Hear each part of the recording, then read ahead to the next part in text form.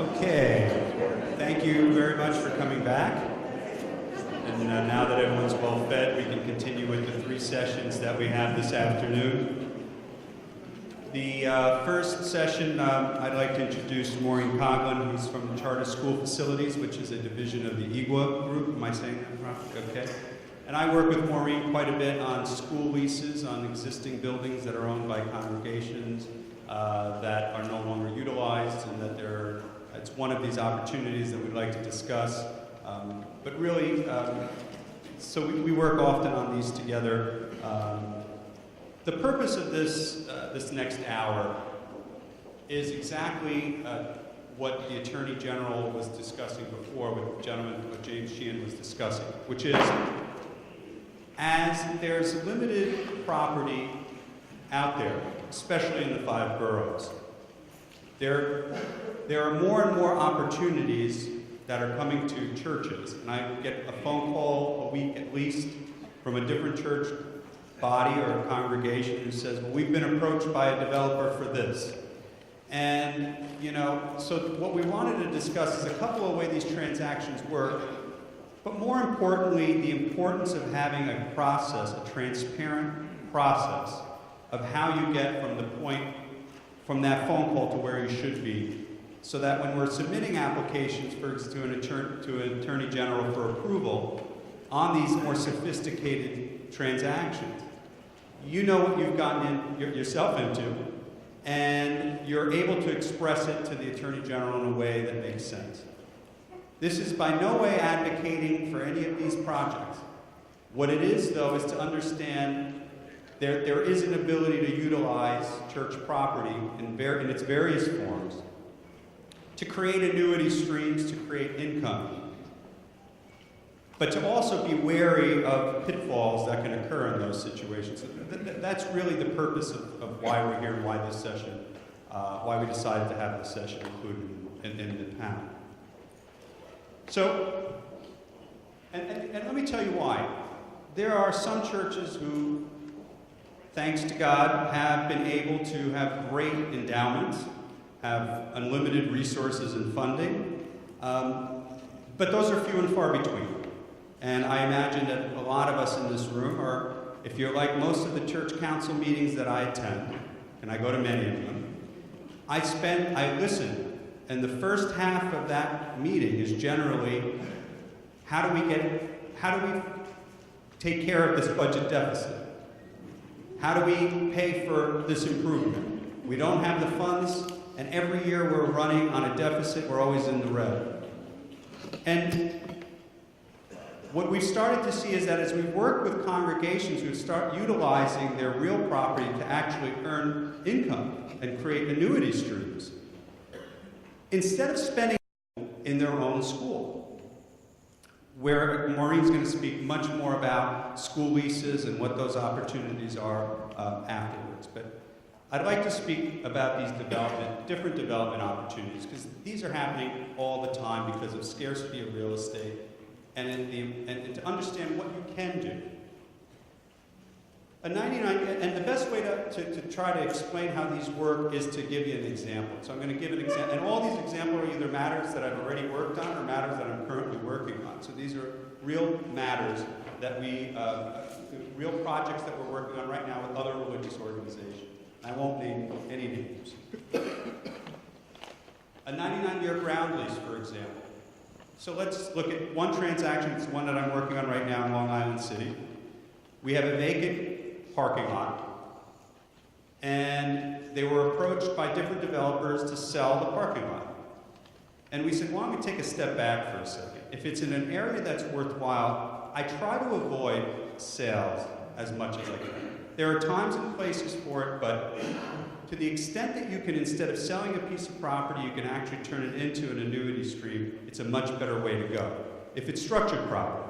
So on this parking lot, I said, what are the program needs? What does the church need? We sat down in a group, and we said, what is it that we need? Well, we need our 25 parking spots that we have now. And we'd sure like to have a conference room or a space, about 2,000 square feet that we can meet to have our meetings. So what we did was we went through all of our diligence process, which I'll discuss after. And the ultimate goal was that what we created is an RFP, a request for proposal, where we said, this is what we're willing to do. We're not going to sell the property, but you can lease this property from us for 99 years. At the end of the term, it comes back to us. The developer that we ended up selecting, and again, we'll go through the process after, will be paying the lease term every single year, okay, for the 99 years. They are putting up a residential development on this site.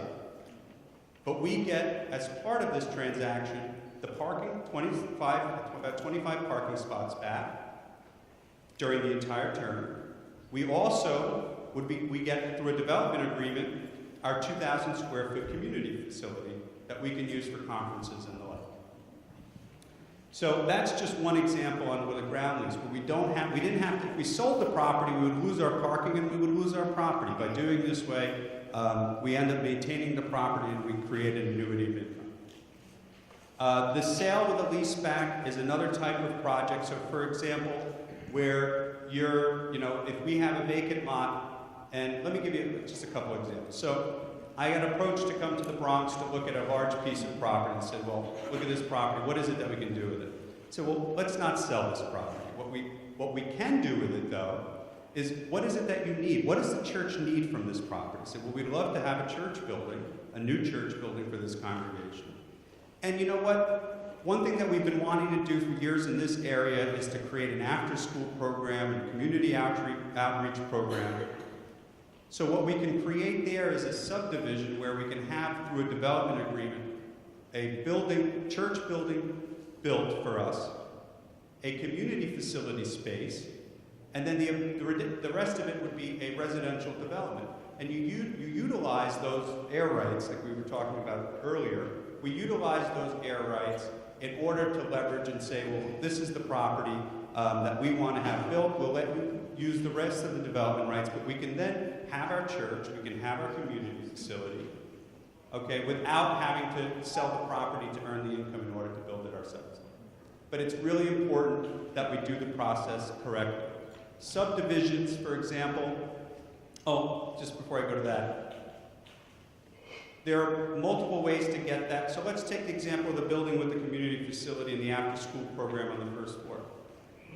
What I like to make sure happens is that there's a definitive understanding of what it is that the church is going to own and what it is that the developer is going to own, so that there's no confusion from the beginning. So what I like to prefer, the way I prefer to do it is through a condo situation, where we actually say, we legally set up a condominium, and the community facility space, the community outreach first floor is going to be a separate tax lot, and it's going to be a separate condominium that comes back to the church, and is going to be owned in fee simple. Okay, that way we get our tax exemption, and we have no further involvement. Everything's agreed to from the beginning. And the residential component to this will then be a separate condominium. What I don't like to see is a situation where you have a developer who comes into the room with and this happens often. A developer comes into the room and says, I'm looking to build. This is a great piece of property. Here's what we're going to do. You're going to pledge your property. We're going to finance and put a mortgage on your property. We're going to build this building, and then we're going to be 50-50 partners. That sounds fantastic, doesn't it? Here's the problem. The developer that you're generally working with is a lot smarter with real estate than you are. They're also owning this for themselves, for their kids, and for everyone who comes after that. With a church situation, church leadership changes 5, 10 years, people come and go. You may be on top of making sure that that you're checking in to make sure you're auditing properly the amount of money you're supposed to be getting in this 50-50 arrangement. But the next people after you might not be that savvy. And so it is important to protect the church, and by delineating from the onset what we're supposed to get. What do we get out of this today? And we want to know what we're going to get out of it going forward. But it is very difficult to do these properly as a relationship and by being 50-50 partners. That is a long-term marriage. Okay? And you better know who you're getting married to. And the problem is that generally that person is not necessarily who it's going to be 10 or 20 years from now. Because they can sell their interests, and then the person you were speaking to and you got along great with and you watched it is not the same person that you're with 20 years later. And so it's very important that we know what these are from the beginning.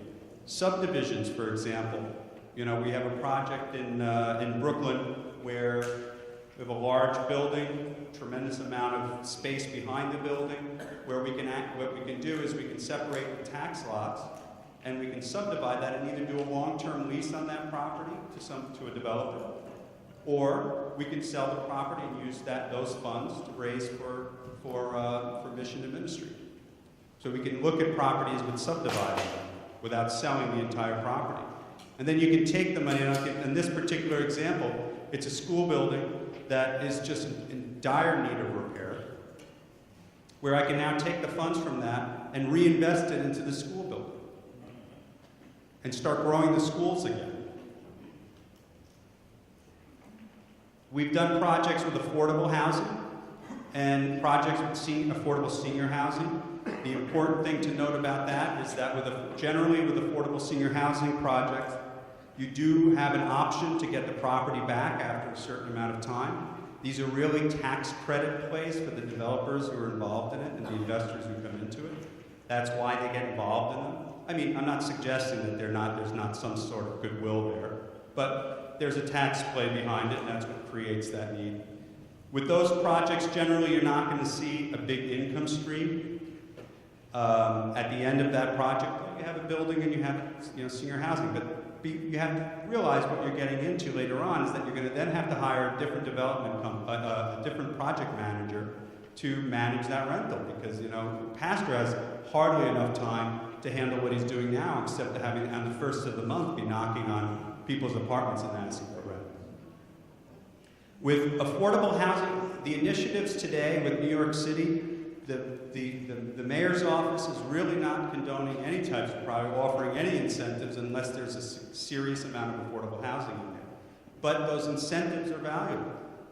And so there is a way in certain areas to push for that developer, and it can be still profitable enough for the developer to work on it. And there are nonprofit developers you can team up with, nonprofit developers, who can still pay you close to fair market value on whether it's a lease transaction or purchase, but you put restrictive language in the deeds that say this has to stay as an affordable housing project. Again, property sales, it's an inevitable factor. The way I like to look at it is to say, if we start looking proactively at a property that we own now, it will allow congregations to, instead of what's happening in many congregations, which we're losing folks, if we can invest into the community, if we can invest back into the mission of these churches, we can, for a change, start increasing the number of people who are coming into church.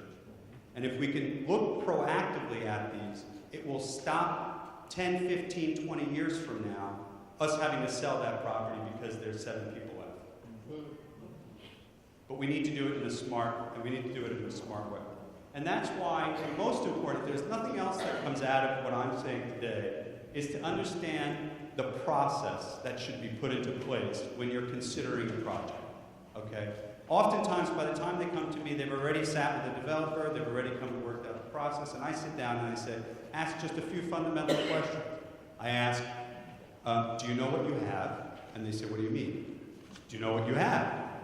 I said, well, I have a vacant parking lot in Brooklyn. So do you know how many square feet you can build on it? Do you know what the valuation is? Well, no, but they're telling us they're going to pay us $5 million. The other question I have is, do you know who it is that's buying this? Do they have the financial ability to do so? Have you looked at financials? Oftentimes the answer is no. We can't do projects like this. There are developers who target religious organizations because what they look at, and it's an unfortunate situation, but what they look at, they say, they probably won't even know what the value is of what they're selling. That's why the AG's job is so crucial, because their job is to stop that. But I don't even want it getting to that point where someone's submitting an attorney general. You shouldn't even have gone down that path. You shouldn't even have gone down the path in the first place. So here's what I do. So I'll give you, someone comes in to me and they say, look, we have a piece of property in Brooklyn, or we have a piece of property in the Bronx that's undeveloped. What do you think we should do with it? That's usually the question I get. They say, well, here's the first thing we're going to do. We're going to order a survey. We're going to understand what property we actually have. And then from that survey, I then reach out to an architect, or I reach out to a zoning attorney, and I say, I'd like to get an idea of what the analysis is. What can we build here? What can be built? Because that's very different, you know. So there are certain properties that I can build mixed use. I can build a church, and I can have residential above it. I can have, you know, that's all different. How many square feet can be built on the property? We want to know what we have, because then when I have an idea of what can be built and how much can be built, then I can go with these analyses and I can go to an appraiser, or I can go to brokers that we trust and say, what do you think the value of this is? And they are going to give us already an idea of what this is before we even go out to market this, before we go to market the property. And two other things that are important is the title search. You would be shocked. The same issue with tax bills going to the wrong address and you never receiving it, the number of violations that are on church properties, that on your properties, okay, that you have no idea about, is staggering. And you might as well know what they are today, because no matter what you're planning on doing, it's going to affect it, because it's going to stop the process later on. And if we find it out in the last hour, it's going to be more expensive to take care of than if we have some time in advance to know about it. There are all types of violations. There's deed issues, old mortgages from the 30s, 40s, 50s, 60s, where you've paid it off decades ago, but no one filed the satisfaction of mortgage, and it's still sitting on the property. We had one recently. There's 4 outstanding mortgages, all from over 50 years ago. They've been paid, but no one ever filed the satisfaction. We have to be proactive about understanding what we have. So when we get all this information together, then I sit and I go with either the church elder or pastor or the president of the congregation. I say, what is it that the congregation wants? What are our needs? And oftentimes it'll say, well, you know what we really want? We have this, our existing church building is just falling apart. We really want to build a new church. I say, okay. Well, what we can do is we can build X number on here. So why don't we design the church that we want? So then I can actually get drawings made, architectural drawings made, or program needs lists made. So that when we actually submit this for a request for proposal, then we actually, whoever's bidding on it is actually bidding on the same thing. It's not apples to oranges, because you've already told them what they want. So to kind of take this process through for a request for proposal, you're never going to make representations on any of these items that you've made. You're providing it only just for the sake of making this, streamlining the process. We don't make representations on it. We're going to demand to see financial information. Again, this is really for projects where you're quote unquote partnering up with a developer. Okay? It is imperative, the financing considerations. Most developers are going to want to try to leverage their construction financing on your property. This is a big no-no. Because what happens is it was like 2008, and all of a sudden the market just went kaput, and developers, good or bad, just didn't have the funds to complete the project. They just walk away. They walk away from the project, and then guess what? You say, okay, well, I have my property back. You have your property back with a $3 million mortgage on it that you didn't even know had been due. And now what are you going to do with it? So it's important to understand there are ways for developers and builders to get financing directly through their own terms without affecting your property. And there are ways, for example, on the ground lease. So to go back to the Long Island City project, this is something that a lot of you would have. What we did was they said they wanted to have their parking back, they wanted to have their 2,000 square foot community facility. So when we put together the survey, we understood what could be built, we understood what the per square foot value is. We then created an RFP and we said, here's what we're willing to do. This is going to be on our terms. Okay? We're willing to lease this out for 99 years. You cannot finance against the actual property. You can get leasehold financing, which is different. You You can't leverage it on the property. You're going to be responsible for paying all of the upkeep, everything that's related to it. We have the specifications for our 2,000 square foot facility that we want back, and we put this all into an RFP. So that way, when we went out, or through brokers, and we went out and said, let's now reach out to the developers in the neighborhood, when they came back to us, everyone was bidding on the same exact project. And along with their offer, which ranged, could be anywhere from $150,000 to $300,000 a year starting rent with increments every year, they submitted their full financials, they submitted bank account information, they submitted their proposed plans for their portion of the building. And then we sat down as the church leaders, and we looked at each of these responses, and we decided which one we wanted, which was the strongest offer that was made before we made the decision. This is the model, I think, that should be followed by a religious organization. It is transparent, it is proactive, and it is based on real factors that isn't just a builder showing up one day and speaking to the pastor about this parking lot he has, because oftentimes if you don't know what it's worth, if someone says to you $2 million or $5 million, that is a lot of money. It's a lot of money until you find out it was worth 10. Okay? So let's be proactive.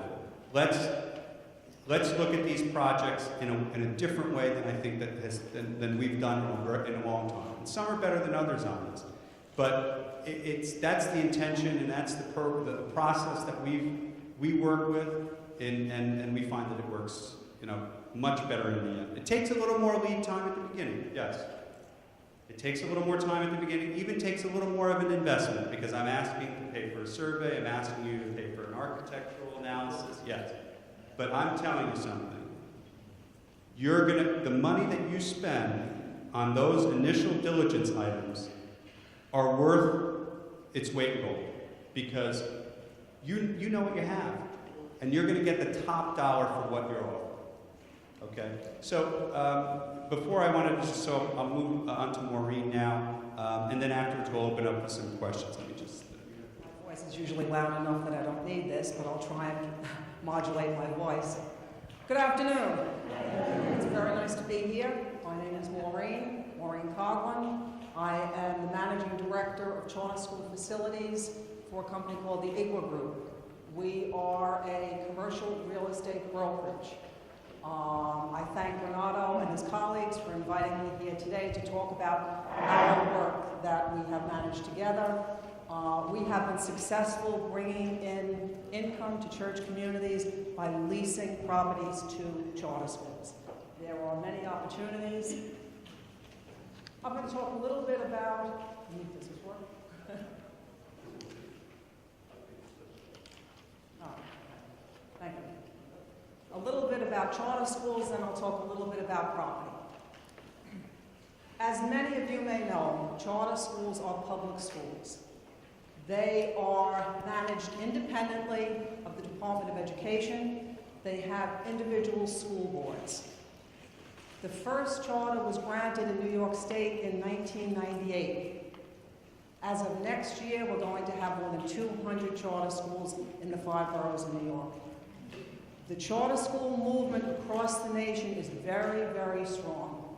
In New Orleans, almost 100% of the schools, public schools, are charter schools. There are virtually no public schools left. In Washington, D.C., they have a very, very large market share of charter schools. Church properties and the mission of charter schools are aligned.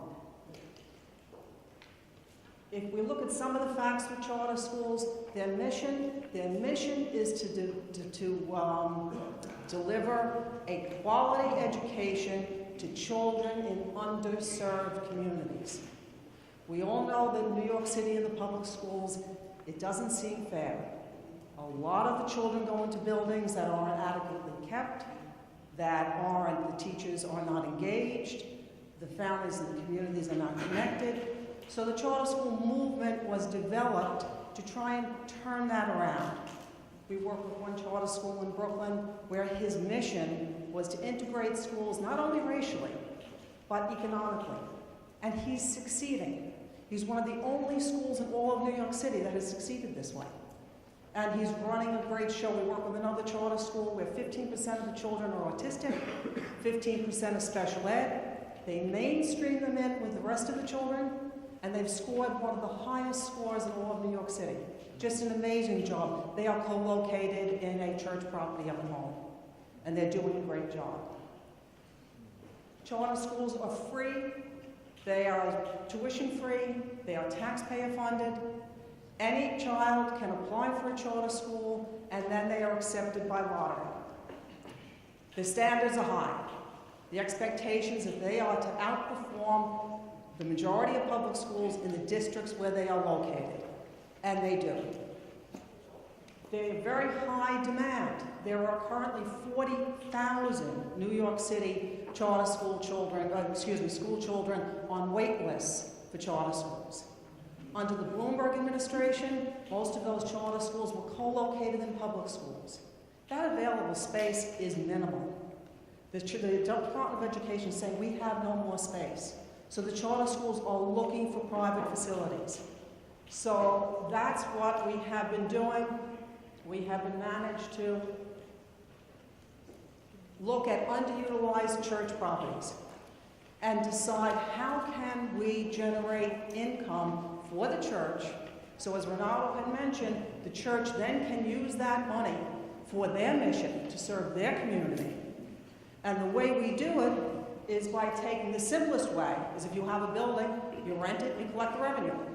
That's simple. We can do a co-location. Throughout the city, we have taken underutilized buildings where there are extra classroom space. Say this building where we're still keeping the school open, the religious school open, but we have this huge space and we're not using all of it. So we co-locate the charter school in that underutilized building.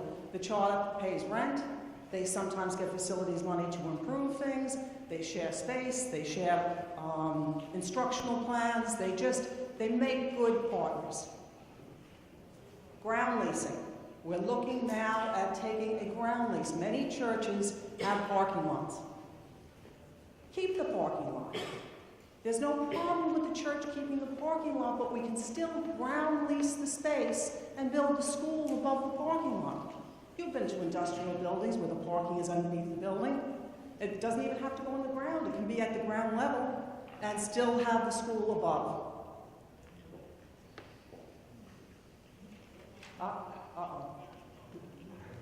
I'm not good with the technology. Here are the stories. These are the stories of the work that I've done with Renato, and we've had a good time. I like what I do.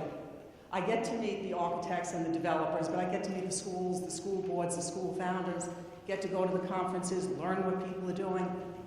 This is, if you notice the yellow balloon at the very top, we'll start there. An underutilized school building. Lots of extra space. The school consolidated their program in one part of the building, and I leased the other wing of the building to a charter school. Now the resources, the money coming in, the school has more money to educate their students, and the school has more money for special programs. The red balloons. Renato and I were able to take advantage of de Blasio's expansion of pre-K programs. We took 2 church buildings, we leased them to the city. The city came in and is doing multi-million-dollar improvements to these buildings and paying substantial rent.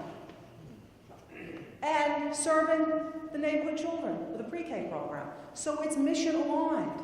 There's nothing that's incongruent here. If we look at the blue balloon is my favorite. We reopened a closed church school. It had been closed for many, many years. An old building in a landmark neighborhood up in Harlem. This charter school came in, did significant upgrades. I mean, the building was closed for a long time. Significant upgrades. They leased the building, and they shared the building with the church. The church is able to go over there Sunday after their services and have their coffee or have their fundraisers. If they have to have a church community meeting at night, the school is open to that, the shared use of the building, and it is working out beautifully. The green balloons are some of the things Renato was talking about. We now have under consideration the land. How are we going to ground lease the land and build charter schools? And just as Renato pointed out, the way we are not going to do it is to ever subordinate debt to the property of a church. We have never, our organization never recommends for a church to sell their property if they can, if they can help it, and never to subordinate debt to that property. How we do it is the construction money is financed through a leasehold. So a bank will say, what is that lease worth? Well, if that lease is worth $25 million, then maybe we can lend you the $17 or $18 million to build the school. So there are lots of ways of doing it. There are ways of going to the bond market for these things, municipal bond market, all kinds of ways, because it's a not-for-profit and not-for-profit. Okay, let's look at the rent. Let's look at the kinds of income. The numbers are a little eye-popping if you can see them. I don't know how clear they are. Don't get too excited about those numbers yet. It can take a while to get to that rental income. Charter schools will grow gradually. So a school may open as a K-1 with 150 students, and the next year there'll be a K-2 with 225 students, and so on. So they may not get to full capacity for 3, 4, 5 years. But when they do, the revenue is exciting. Last year, April of 2014, the state legislature said, we have no more room in the DOE space. Charter schools going into private facilities are eating into their education budget to pay rent. So what we're going to do now is we're going to give them $2,800 a student above their educational budget just to pay rent. So if in a perfect world we'd allocate 100 square feet per student, we don't live in a perfect world, so the chart reduces that down to maybe 80 square feet per student. If you have a student body of 310 students, you probably need a 25,000 square foot building. If they lease a 25,000 square foot building and they have 310 students, they can pay you $860,000 annually. If you have a student body of 430 students, they will probably need more of a 35,000 square foot building. And for that 35,000 square foot building, they can pay you almost $1.2 million annually. So think about what a 20-year lease is worth. The reason those numbers are odd, you say, where do you get 310 and 430? It's because we allow for attrition. Families move. So you can't say, well, they can pay for 450 students. No, you have to allow some shrinkage. And that's why that 310 student school is probably chartered for 350. But to be fair to the school and to be fair to the landlord, because you don't want a tenant that can't pay it, we target the 310. If you get up to a school of 625 students, now you're up to an income of $1.7 million a year annually. And schools on average are somewhere around 400 to 700. There are schools, like in Brooklyn, the Ascend schools are 1,200 students. Achievement First, they go K to 12, they may be 1,200 students. So it's a function of the school and the charter as to how many students there are and how much rent we can get. Now, pre-2014, you did not get the stipend. So those schools are still eating into their educational budget. It's only the schools that have been chartered after 2000. It's not fair, but things are not fair. This is provided courtesy of the New York City Charter School Center. We are a recommended vendor for the Charter School Center, and we are a recommended vendor for the Northeast Charter School Network. When we started in the early years with charter schools, there were few charter schools in New York City. Remember, the first one was granted in 1998. By 2007, we had 60 schools. Add 9 years to that, and we get up to almost 230 schools throughout the boroughs. Right now, charter schools educate 8% of the public school students. By 2019, that's going to be up to 11%. And with 40,000 children now on wait lists and the demand for charter schools growing, and they can't open if they don't have a building. We've had more and more recently. I had 3 charter schools from last year that had to take what they call a planning year. They couldn't open because they didn't have a school building. So we are in search of properties, and in many cases we've been very, very successful co-locating schools or taking old school buildings and reopening them.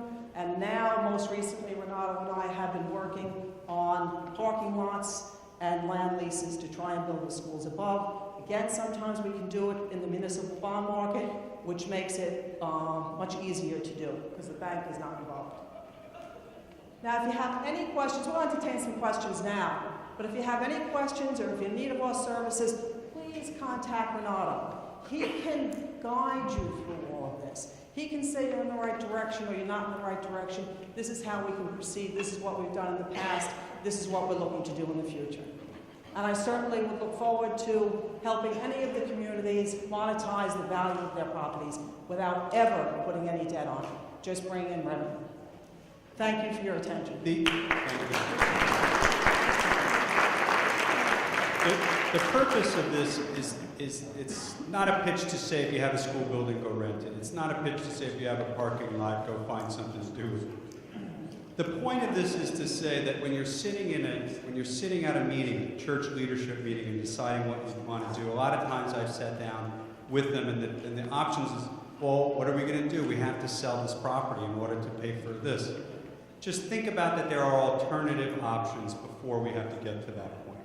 And the most important thing is that when you're approached by someone or you're entertaining a project, understand what it is that you have. Spend a little bit of money on understanding what your property is worth before you start getting into these projects, so that you make sure that you're taken care of. So we'll open up some questions. What is the effect on taxes of that income? Okay, so there's 2 types of tax, right?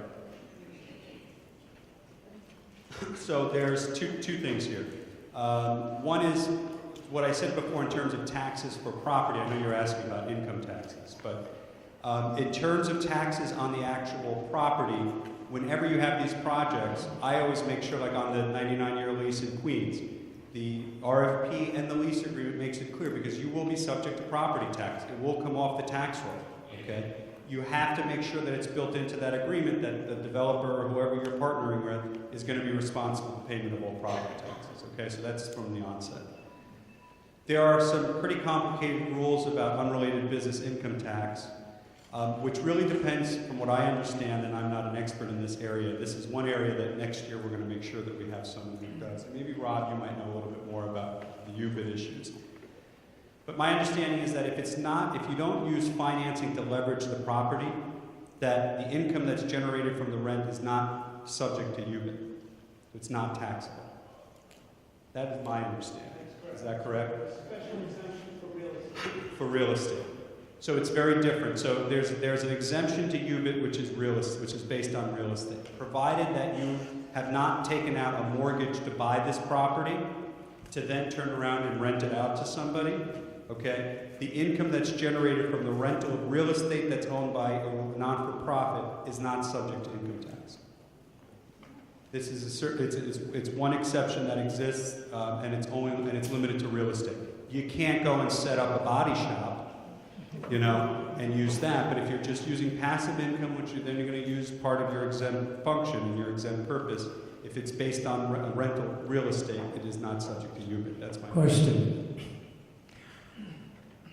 If a church has a building tax exempt free, and if the charter school came into that building and used space, what will happen to the tax exempt?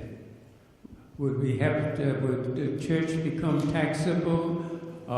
Should the charter schools have to pay tax, etc.? Right, so So in other words, that would change the tax exempt on the whole building? let me explain that. First of all, in any situation which would actually make you subject to real estate property tax, okay, it is only based on the separate usage. So it's based on a percentage of the usage of the building. So if it even is subject to tax and they're only using 40% of the building, 40% of the building would be subject to the real estate tax. Second, all of the leases that I prepare always make the tenant responsible for this, because it's going to be subject to the part that they're going to be on. Quite frankly, if they were going to go rent in a building that was not tax exempt, okay, the landlord would have put the burden on the taxes on them anyway. So I push the burden on the tenant. Third thing, we've probably, I mean, you've done, I don't know how many, we've done a dozen together.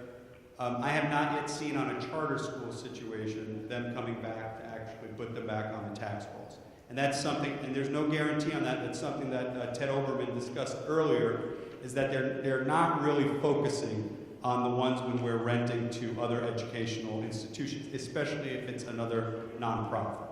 I'm not sure that's going to happen forever, because they're going to look, it's one of these areas that it's competing issues here. Yes, you're renting to another nonprofit, it's part of the cause, it's chartered by New York State. They're not trying to push that onto the tax rolls. That being said, when they start to see churches make more and more income off of this, I'm not entirely sure that's going to last forever. But that's why you better make sure you have that provision. The provisions that I draft into that agreement, not only are they responsible for the property tax, they're responsible for the legal fees that are from us to take it off the tax rolls when you're out. So just make sure you think through those. Did you have anything? The unfortunate reality in many cases is that churches that may find themselves in transition, membership growth transition, don't have even the initial money to do the surveys and the appraisals. I mean, they just don't. They just don't. I mean, that's why they're even in this discussion to begin with. So my question to you is, do you have any idea where churches can get this initial appraisal, assessment, evaluation, survey money from? Because that really, in many cases, is the block. They can't get to step one because they don't have the first money. Okay. Yes, and that is often how churches get taken advantage of. Because you don't have the money to take a look at it, a developer shows up and he says, well, and they do, they have teams of people. They will do the survey for you, they will do the analysis. Trust me, they're doing their analysis on it. They know exactly what they're buying, you know. In terms of how you come up with it, I think if you express it enough to the congregation that we need to, we're not talking about hundreds of thousands of dollars. I mean, the survey can go anywhere from $500 to $2,000, $2,500, depending on the size of the property. A zoning analysis between $1,500 and $2,000, depending on the property. So I'm not talking like you have to show up and ask for $50,000. Once you get into the architectural side, it gets a little bit more expensive. But you're probably all in on a general project. You're probably somewhere between $10,000 to $20,000 with architectural drawing, at least the program need list, okay? We try in situations where there are churches doing it. If you can come into me and you show me, listen, this is our balance sheet. We are like not even, zero is great. We're not even at zero. Then what we try to do is I'll reach out to vendors and ask them. I said, listen, I do a lot of surveys. I order 2-3 a week. So I say that on this one, you're going to have to wait a little while. We'll wait until we get the deal closer to get closing and when we get some funds. And a lot of times they'll ask for it. If there's a real need, we try to ask the surveyor, we try to ask the person doing the zoning and now the architect if they can. And we do enough of these transactions that, if there's a real need, we try to do that. Yes, sir. I have a suggestion for the last situation. At least it works on Long Island. There are, if you're considering affordable housing, there are organizations like the New York City Housing Partnership and the Long Island Housing Partnership that may actually be able to find the financing to pay for the upfront costs for you to explore whether or not affordable housing could be built on your site. So on Long Island, you would see the Nassau Suffolk Long Island Housing Partnership was that kind of technical assistance, they call it. I think the New York City Housing Partnership does the same stuff here. Yeah, and if you end up not going through with them, then you end up paying those expenses afterwards. I believe that's how it works. Not always. Not always. There are certain exceptions. Okay. But don't quote me about New York City. I'm on the Housing Partnership Board in Long Island, but I'm not sure about New York City. Well, we're going to go right after you if it doesn't work. Have you checked already? I have a question for you, though, too. In talking about the church assessing what its needs, I'm a big advocate of the congregation looking at what the community needs.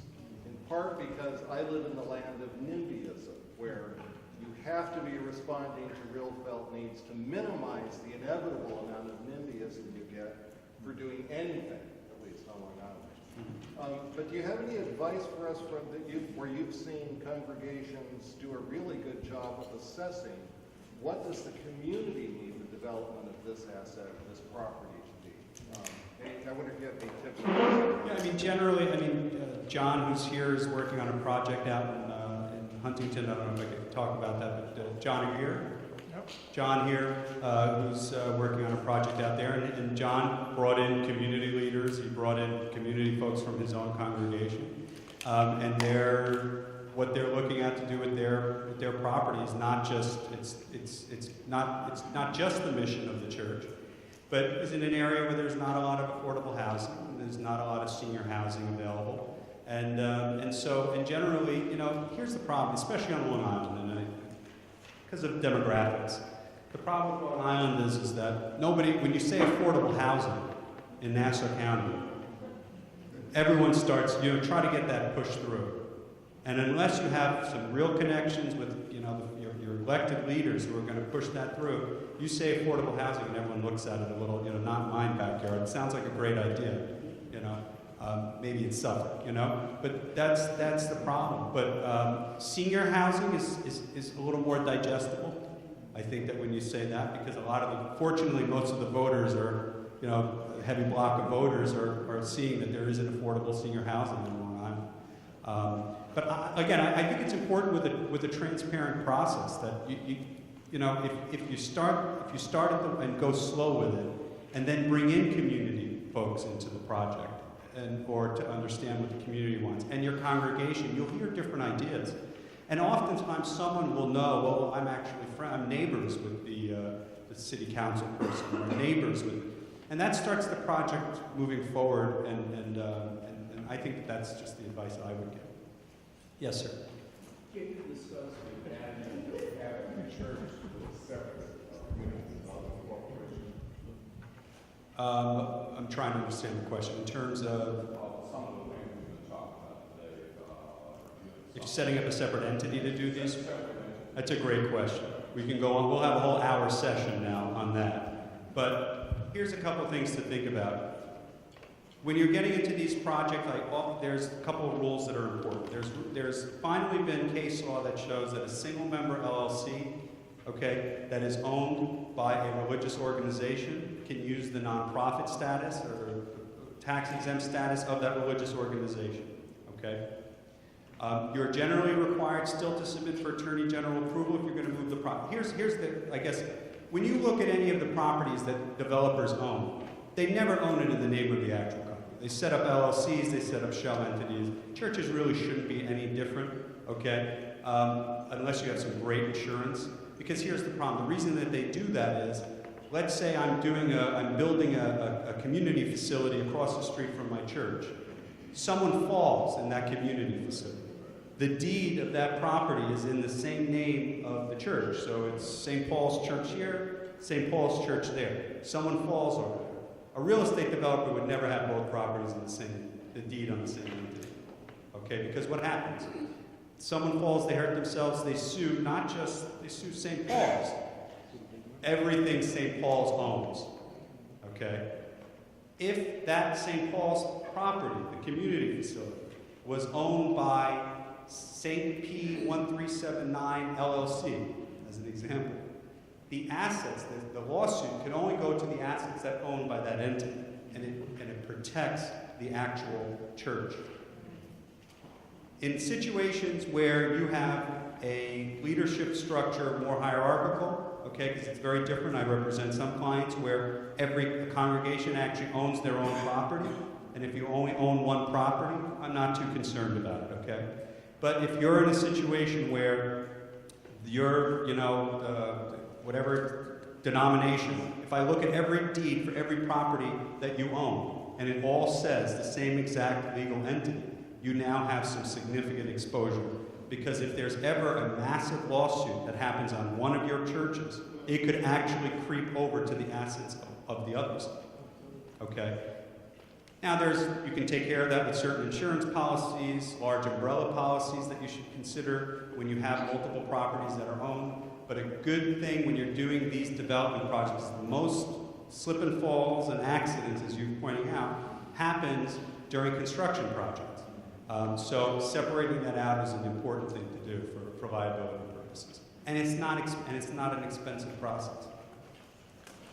Question? What's that? Right.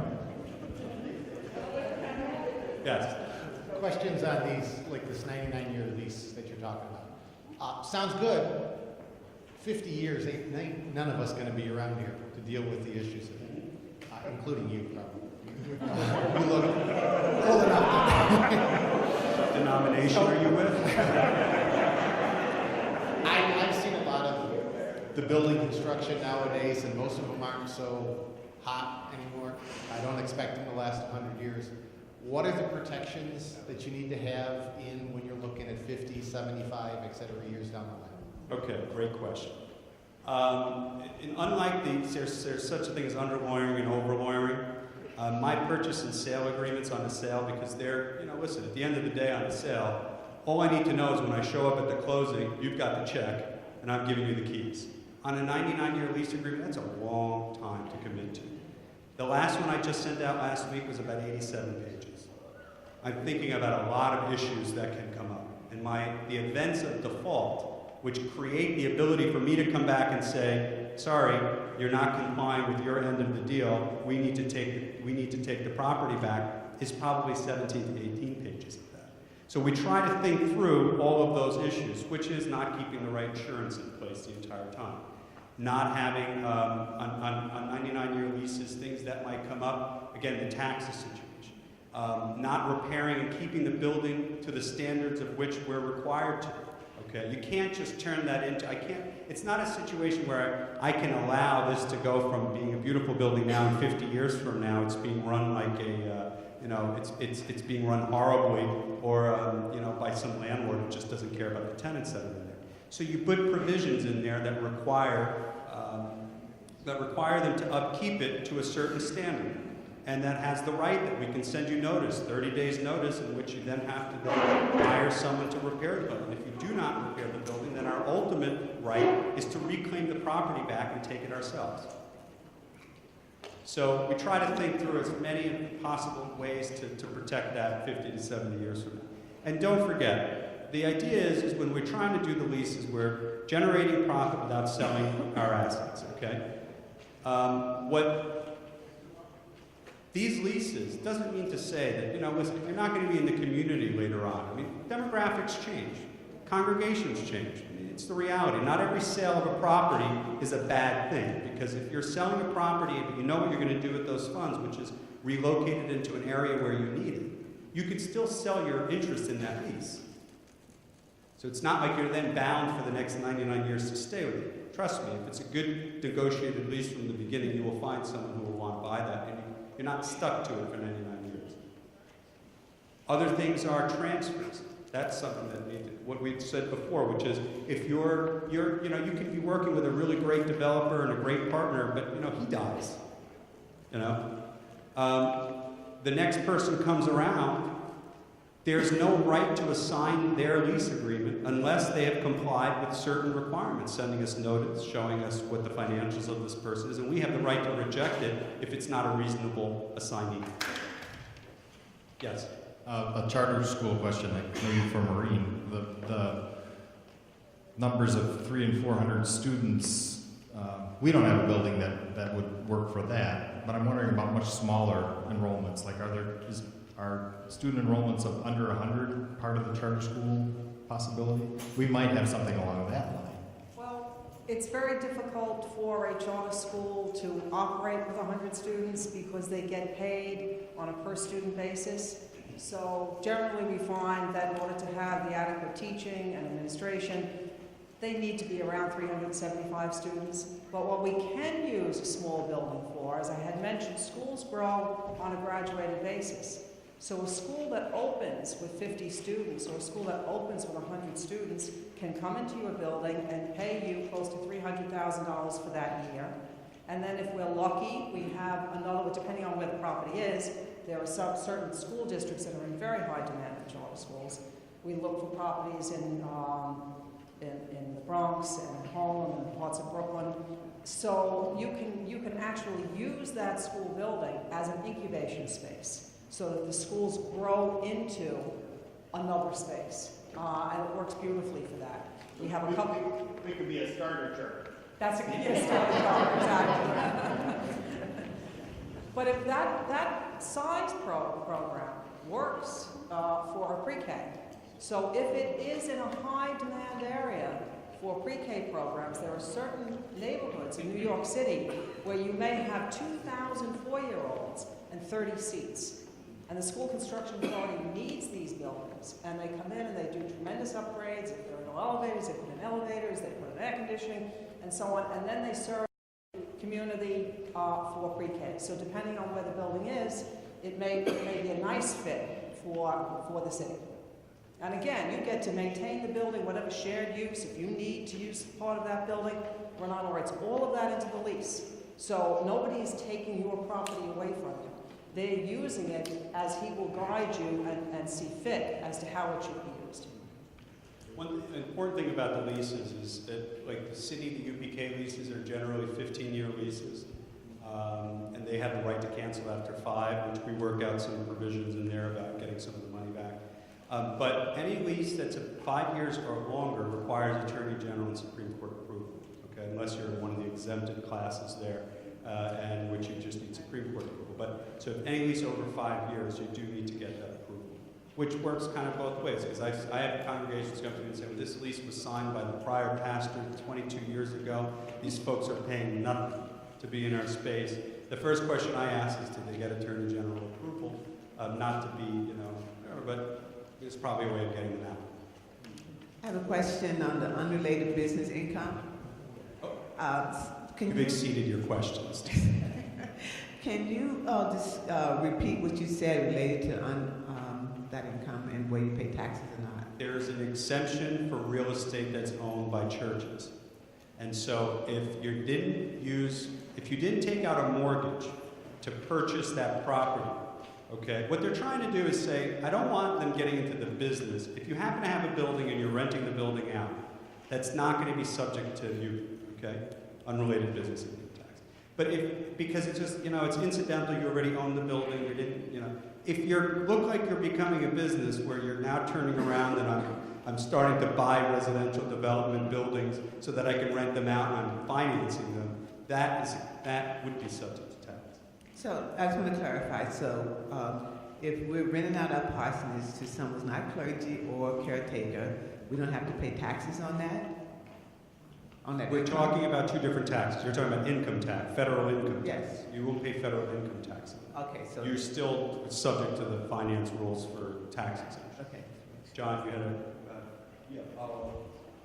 Isn't there a limit that the feds would say, okay, now 75% of your income is this rental income, then your tax exemption and your 501c3 come into question, right? That's correct.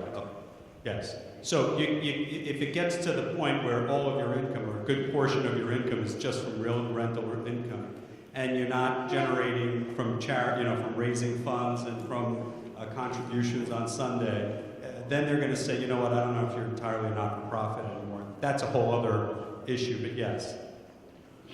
So don't stop the bake sales just because. Yes.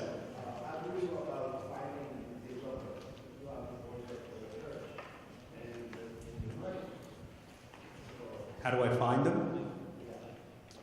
Well, again, after I've gone through the exhaustive effort of making sure we all know what we're talking about, we all know what we're dealing with and what we want to accomplish, okay, then I generally would reach out to specialized brokers in that area who work with churches and understand that, and not the brokers who charge 6%, okay? Folks who understand church property and understand those nuances. There's only a fraction of folks that actually do that. It's not the same person who sells sells a house in Staten Island as the person that you need to use to market your development project in Queens. So they're very different and they're specialized. I believe, and it's what the Attorney General had said before, and I believe that by using a knowledgeable broker, you're making sure that you're going to get out there to all potential developers. Or else, if you just start the conversation with one of them, you may be the one who's just lucky enough to have gotten the developer who just says, you know what, I'm going to give you fair market value. I should not say that we came from Boston. Just sitting out today. Well, welcome from Boston. Thank you for coming. But we can, certainly there are networks that we can find out about developers there. In terms of your due diligence process, it's the same thing though. You still, whether the property is in Boston, New York, or Nebraska, you still need to know what you're selling. So you still should have your survey order, okay? You should still have your zoning analysis. And then there are reputable firms in Boston. I know of a couple of them, and I'll leave cards here after. And I can get you a couple reputable firms that you can then in Boston, market to the proper developers. Yes?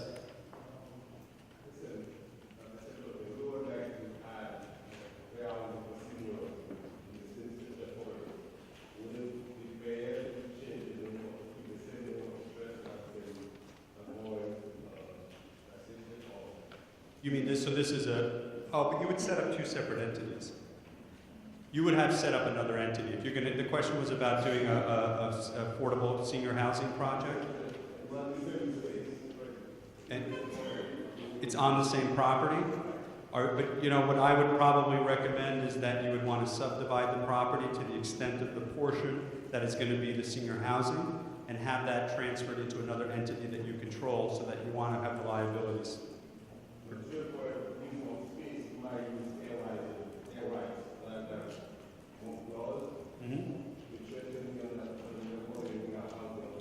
In New York, the way I would do that is, but I'm not sure about Massachusetts, but I assume it would be a similar structure. In New York, I would separate the condominium. And it doesn't sound like a condominium, but it's a legal title because it's a separate tax lot, a separate deed for that one portion that's the church, and then a separate one for the senior housing. It's just one more process you have to step through, but that's the way it should be done. It's been set up as two separate legal properties, two separate deeds. Thank you. Yep, even though it's right on top of it. Okay, I think that we've ran out of time. Thank you very much, and we'll bring up if we want to stretch for a minute, and we'll continue with this session.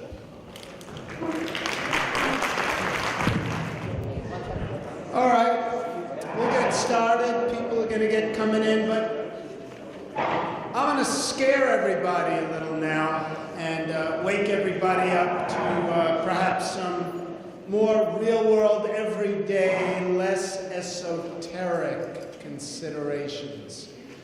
Lawyers, I heard earlier, there were a few lawyers in the audience, are going to tell you everything bad that's going to happen.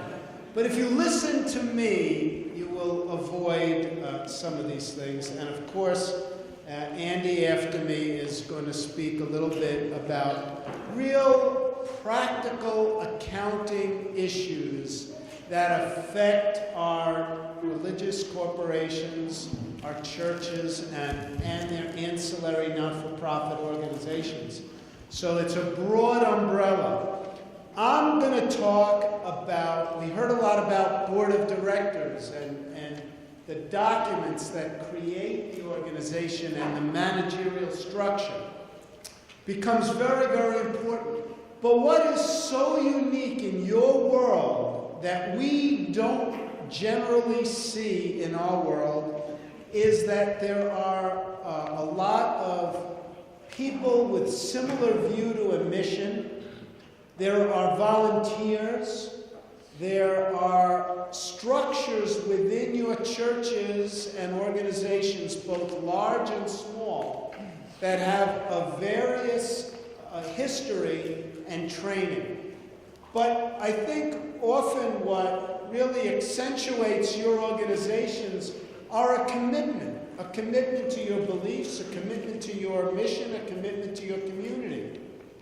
And what can happen from that is that the excitement and the real drive to build that structure, to maintain that structure and advance it, sometimes creates a lack of attention, so to speak, in the worlds of accounting and accountability. But to be a good steward, you have to do what? You don't have to go to school to become a CPA.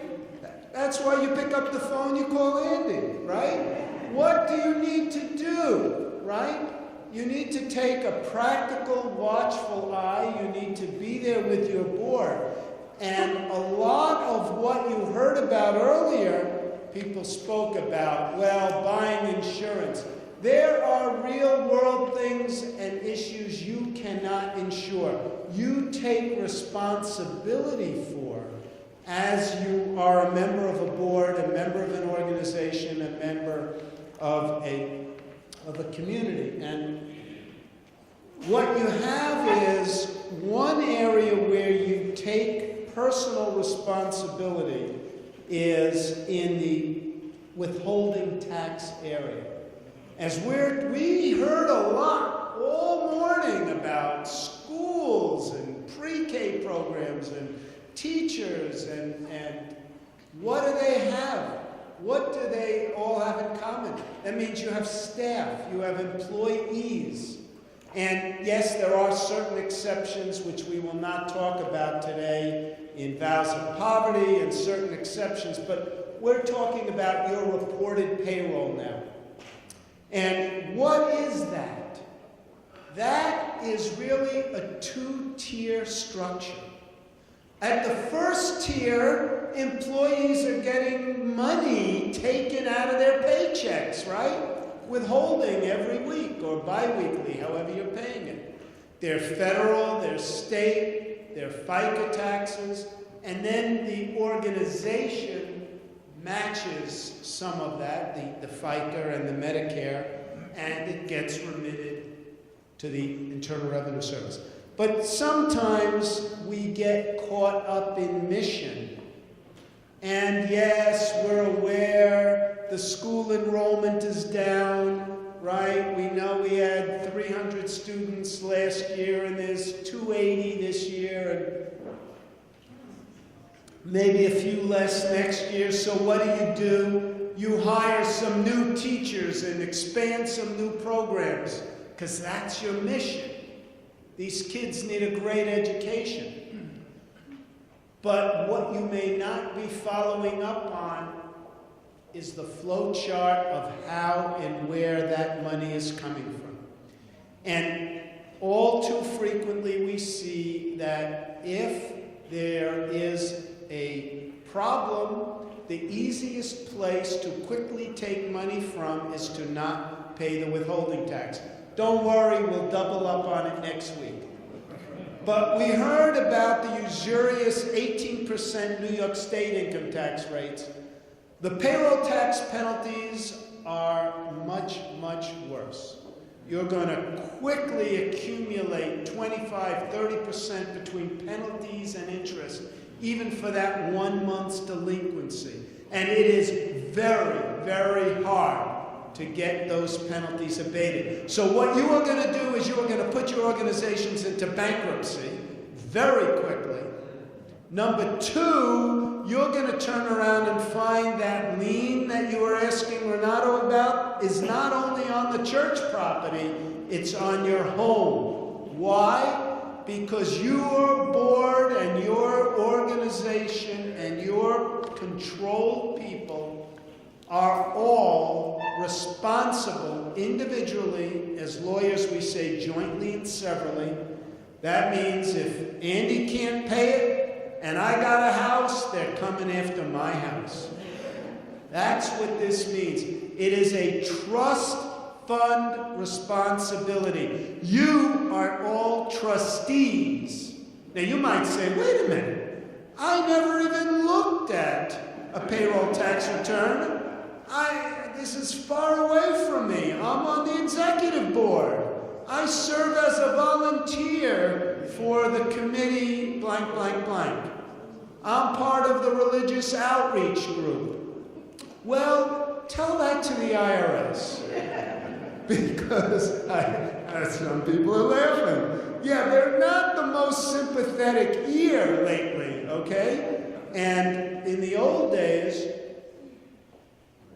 and you see I have a little bit of gray hair, but you know, in the old days we were able to really work payment plans and get penalties abated much more readily. We could talk about that, but you never ever want to call me for a payroll tax problem. You don't, okay? It is not anything I enjoy doing. It's when I see churches and schools that have gotten into this problem, it is always in needy communities. It is always because of the attention to the outreach and to the importance of the mission. And it's not because someone just stole the money, but the IRS looks at it as if you stole those trust fund dollars. And that's how they weigh those penalties. So this is separate from the charity. This is your 100%. Can I repeat that?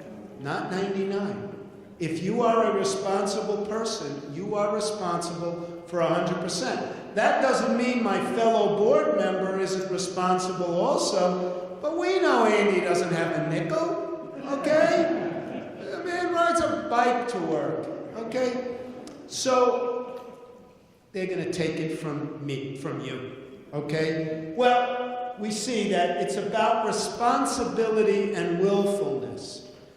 Who is responsible? Well, any person required to pay the tax. And what the IRS does is they come in, knock, knock, knock, knock, and they come and they interview the board. And they find out, well, all the members of the board suddenly start getting very intimidating notices and letters with, you know, all kinds of call, pay, don't, run, flee, and you have very strict timetables. So what do you do most of the time? You throw it out. You say, well, this can't relate to me. Do not ignore IRS notices. Get them over to your CPAs immediately. Those time frames are extremely important. I don't want to, we could talk for hours, and I can't because I promised that I'd leave 3 minutes for Andy. But what the IRS basically says, if you were a member of the board, you could be responsible. We have to learn more about what your activities were. What kind of control did you have? And then they say, but you know, you had to be willful. Oh, I wasn't willful. I was in Zambia helping people, and I was on this board, and I didn't willfully. But what the IRS says, well, willfulness isn't really that you took the money and put it in your pocket. Willfulness was the fact that you knew the taxes were unpaid, and you paid the Con Ed bill or a Lilco bill, or you paid the rent, or you paid the payroll itself. You made payments and didn't pay the taxes. So this willful is very, very easy to trip into, okay? So, as I said, who can be responsible? Everyone. That's what the IRS would say. Give me a person that functions at the organization, and now you prove to me why that person wasn't willful. As we can see, it's a broad list. So the duties that you really look at are much broader than payroll tax duties. It really is managerial duties within the church. So virtually any board member has that kind of managerial duty and control. Any officer certainly could have that. Certainly the people that are day-to-day administrators. And it varies. You'll see very different hierarchical structures from small churches to big churches, but the rules remain the same. And as I say, once you're notified and once you're aware, you can't bury your head in the sand. You have to take responsible efforts to be a prudent steward. And the IRS won't let you go, and they'll say that you were willful because you failed to investigate. There is one little exception. Okay, so if there's a not-for-profit exception. So you're all going, wow, that's it. Barnett, get off the stage. Goodbye. I'll see you. But let me tell you, I'm going to just tell you one story. Okay? And it's in the slides. You can go look at it. I'm going to tell you the story of a volunteer and an honorary capacity. If you are a volunteer, and many board members are, serving in an unpaid honorary capacity, the IRS recognizes that perhaps you shouldn't have this burden. But they require that you have no knowledge. Okay? And no knowledge of the unpaid liability and no knowledge of financial problems within the organization. It's virtually impossible for you to meet that. So in the slides, there's a little story about a voluntary board member, served on the board for 26 years, was not paid, but helped in financial matters and helped the organization. The IRS said, in fact, there was a past unpaid tax problem, and he helped get the funds to pay that many, many years before. Very good person. But the IRS said, you are responsible 100% for the organization's unpaid tax because you knew, even though you were honorary and in an unpaid capacity, they held the person willfully negligent. Is that fair?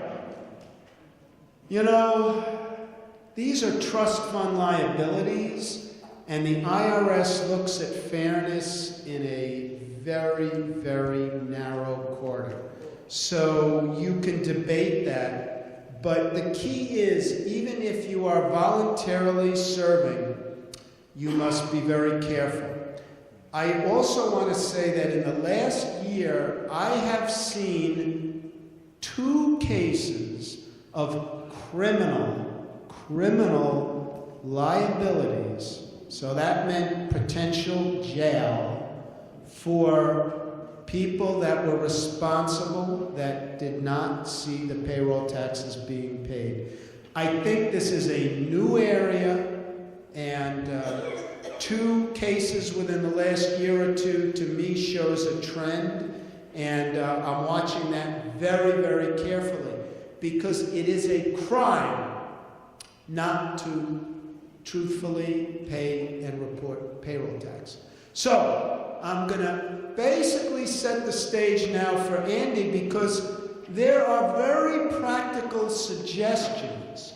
I'm not suggesting that everyone take on additional courses and get trained in accounting and payroll. But there are things for prudent stewardship and prudent management, some very basic things in internal control that we can suggest here this afternoon, that if you go back and implement, the risks of some of these things happening become very, very negligible. And I'm going to turn now this over to Andy Presti, who's a partner in Presti Nagley, to discuss with you some things you can do on a very practical and non-technical way. Thank you. Thank you. Is this on? Good. In case you haven't noticed, if you don't don't see the resemblance, Robin and I were actually twins separated at birth. He just ate a little bit less than I did. So anyway, so we've heard here today Robert talk about all of the liabilities potentially as board members and stewards of the organizations. We heard about rent coming in from subletting, tax exemptions, payments, back, forth. The bottom line is you need to account for your organization's activity. And one thing that we've seen potentially happen, because you are not-for-profits, is that you don't really look at yourself the way the for-profit world does. Unfortunately, you need to. So the best way that we've seen boards and organizations stay out of financial trouble, stay out of potential payroll tax liabilities, is to make sure that your day-to-day, week-to-week, and month-to-month process, accounting process, boring accounting process, is in shape. The best way to do that is with the use of software. QuickBooks is probably the most common way that organizations use a piece of software to track the income and expenses. There are other softwares out there. QuickBooks probably has 90–95% of the market. We do consulting with QuickBooks to help organizations set it up properly.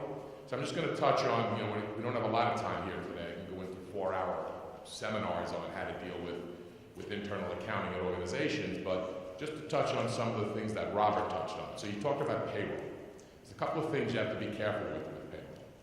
Payroll taxes, obviously, you pay somebody $1,000, you withhold $300, you write them a check for $700, it's that $300 that he's referring to.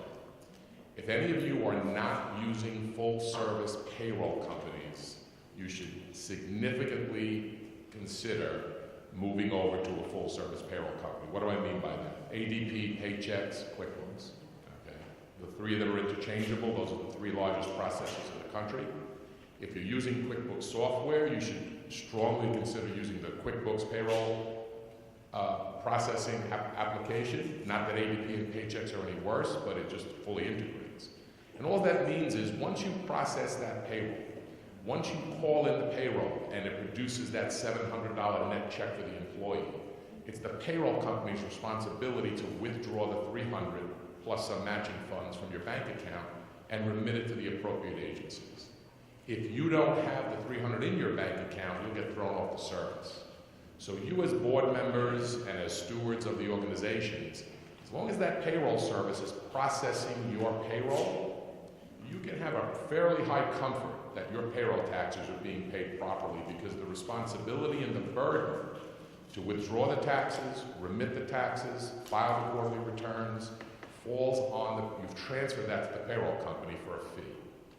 Now, some organizations have said, they charge me $5,000 a year to process payroll, we don't want to spend that. I'll have the internal bookkeeper doing it. She's been doing it for 20 years, or he's been doing it for 20 years. They do a great job. She's remitting the taxes. I don't have a problem with that. Anybody can make an error. Anybody can make that decision. You know what? The Con Ed bill is going to be automatically withdrawn Friday. I'm supposed to write a payroll tax check Friday. I'll hold that till Monday. And then Monday becomes Wednesday, then Wednesday becomes the next Friday, and then it becomes 2 weeks and 3 weeks, and all of a sudden, you're using that tax escrow money to balance your budget, or to keep your bank account from going into the red. You're using a payroll service, that cannot happen. It's impossible. Using the full service, payroll features that they have, because you have transferred the responsibility to them to withdraw the taxes and remit them. Another area you got to be careful of that we haven't touched on is who's an employee and who's not. So you can be using the full service payroll company. They're remitting all the taxes for everybody you put through the payroll process. But you have these two people who, I just write them a straight check because they're independent contractors. Independent contractor is a buzzword. 9 out of 10 times when somebody comes to me and says, I need an analysis, is this person an independent contractor or an employee? They're an employee. Very, very rarely is someone who is consistently working in your organization a true independent contractor. I'm a true independent contractor. You pay my firm a fee. Rob's a true independent contractor. You pay the attorney a fee. Anyone who comes in every week consistently, controlled by management, no matter what almost no matter what service they're providing will be recategorized if IRS looks at it as an employee, and then starts the whole payroll tax withholding problem, because you didn't withhold taxes, you didn't give them W-2s, and it's a quagmire. So if any of you have, I'm not going to say off the books, because that's another category, but 1099 contractors, just have it reviewed and really make sure that they are truly 1099 contractors. An error on the side of categorizing them as employees. The reason you don't do that is because of the matching taxes. So if you pay somebody $1,000, if they're an employee, it's going to cost you an extra 10%. You have to match Social Security, you have to match Medicare, many are exempt from the unemployment, so that's not part of your thing, but when you have an employee, there are the overhead taxes. When you have a 1099 person, you just give them a straight $1,000. The employee may cost you $1,080. So a lot of people, again, well, I'd rather only pay $1,000, so you're taking a chance of not being in compliance with the withholding rules. And again, whoever is on the board, whoever is considered that responsible person falls into this category. So just be careful, even though you may be paying payroll through a service, you have to look at who else you're paying through the organization that could be considered an employee that really isn't. So that, yes? So does the insurance cover that, director's insurance? Does that cover any mistakes like that? I don't know if errors and omissions, if director's insurance is going to cover escrow taxes. I would say no. I'm not an attorney, but I would say no, because that's generally if you're negligent with something, but these are real dollars that your organization had that you needed to remit. So probably not. Now, one other item off of payroll a second, since we're concerned about escrow taxes. Sales taxes. Now, I know with religious organizations, what do you mean sales taxes? There are certain things, certain activities that you do where you're required to collect sales tax. We had one organization, and I apologize, I'm not going to remember the specific detail, but I believe they were selling books. Okay, and there was a ruling that the sale of the books was subject, they were supposed to be collecting sales tax, because that's not considered an exempt activity of the church. So you got to be careful. And sales tax is also an escrow tax, meaning you're just collecting it on behalf of the government. And if you don't collect it and remit it, they're going to hold the responsible person liable, or the organization liable, for those unpaid sales taxes. And I don't want to go too much detail into that, but just know enough that you should just have it reviewed. Have the activities of the church reviewed. Where do you get your revenue from? And make sure you're compliant with any sales tax withholding rules. Yes? Should a 1099 person have a contract as well? I'm sorry. If someone says they're a volunteer, yet they say they want a 1099 because you give them a stipend, does that also require a contract? I'm not sure I understand. Can you use the microphone? He said it's a 1099 requiring a contract. No, 1099 does not require a contract. A 1099 is in lieu of a W-2 to record payments to an unincorporated entity that is not an employee. Doesn't need a contract, doesn't need to be contractual. It's just a form that tells the person you paid how much you paid them for the year, and IRS gets a copy. It forces the recipient to report it on their tax return. And it does not require a contract if the IRS were to come in and audit that particular arrangement. They would ask you, is there a written agreement? And sometimes it is helpful to have a written independent contractor agreement that's based on, the IRS has a 20-question test. And if you gear your contract, so to speak, around those tests, you can have a greater chance of succeeding if the IRS questions. It's almost impossible to win a fight with the IRS without some real documentation about things like, did the person set their own time? Where did they work? Were they reimbursed, or did they incur their own expenses? Those sorts of things. The more control you're exerting, the more the person is an employee, and that's why Andy said 90% of the time the people lose. Without a contract, it's hard to prove who was doing what when. It's helpful. The one main point here, and I get this all the time, but they signed a piece of paper saying they were an independent contractor. You can't say, well, don't give me a W-2, give me a 1099. I'll sign a paper saying I'm an independent contractor. That's not going to hold up. It's meaningless. So we get that an awful lot. But they signed an agreement that they're a 1099 person. Well, that doesn't mean anything. It goes to the 20-question test, and believe me, the 20-question test, when you go through it, it is a rare instance that someone wins if you're getting to that level of an inquiry with IRS. It could be with New York State. It could be with any agency. Yes.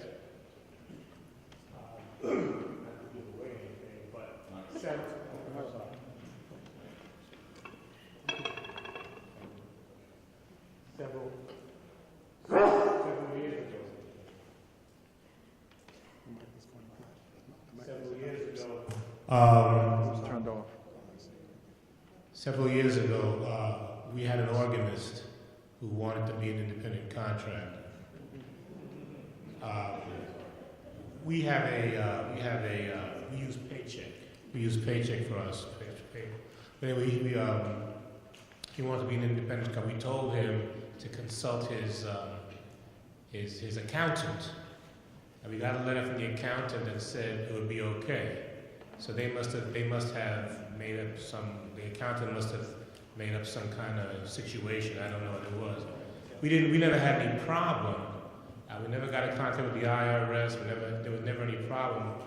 But for future purposes, I mean, well, the organist we have today is an employee, because we didn't want to go through any situation. So for future purposes, what would be your recommendation? Well, first, so you went to the organist's accountant and said, hey, you got a letter back that, you need to go to your advisor and say, based on these circumstances, I need an opinion on the independent or not.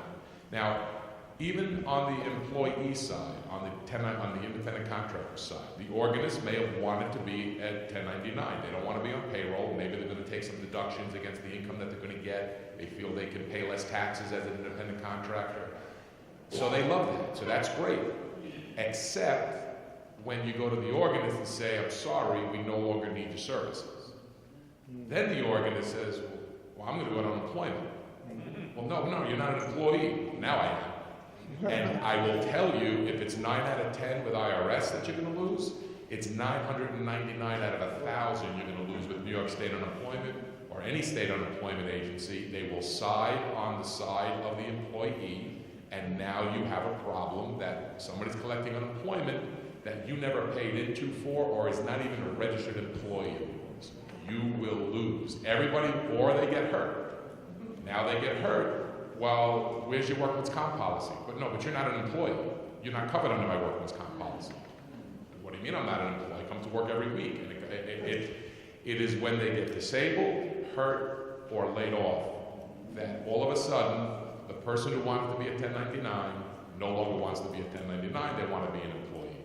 It happens all the time.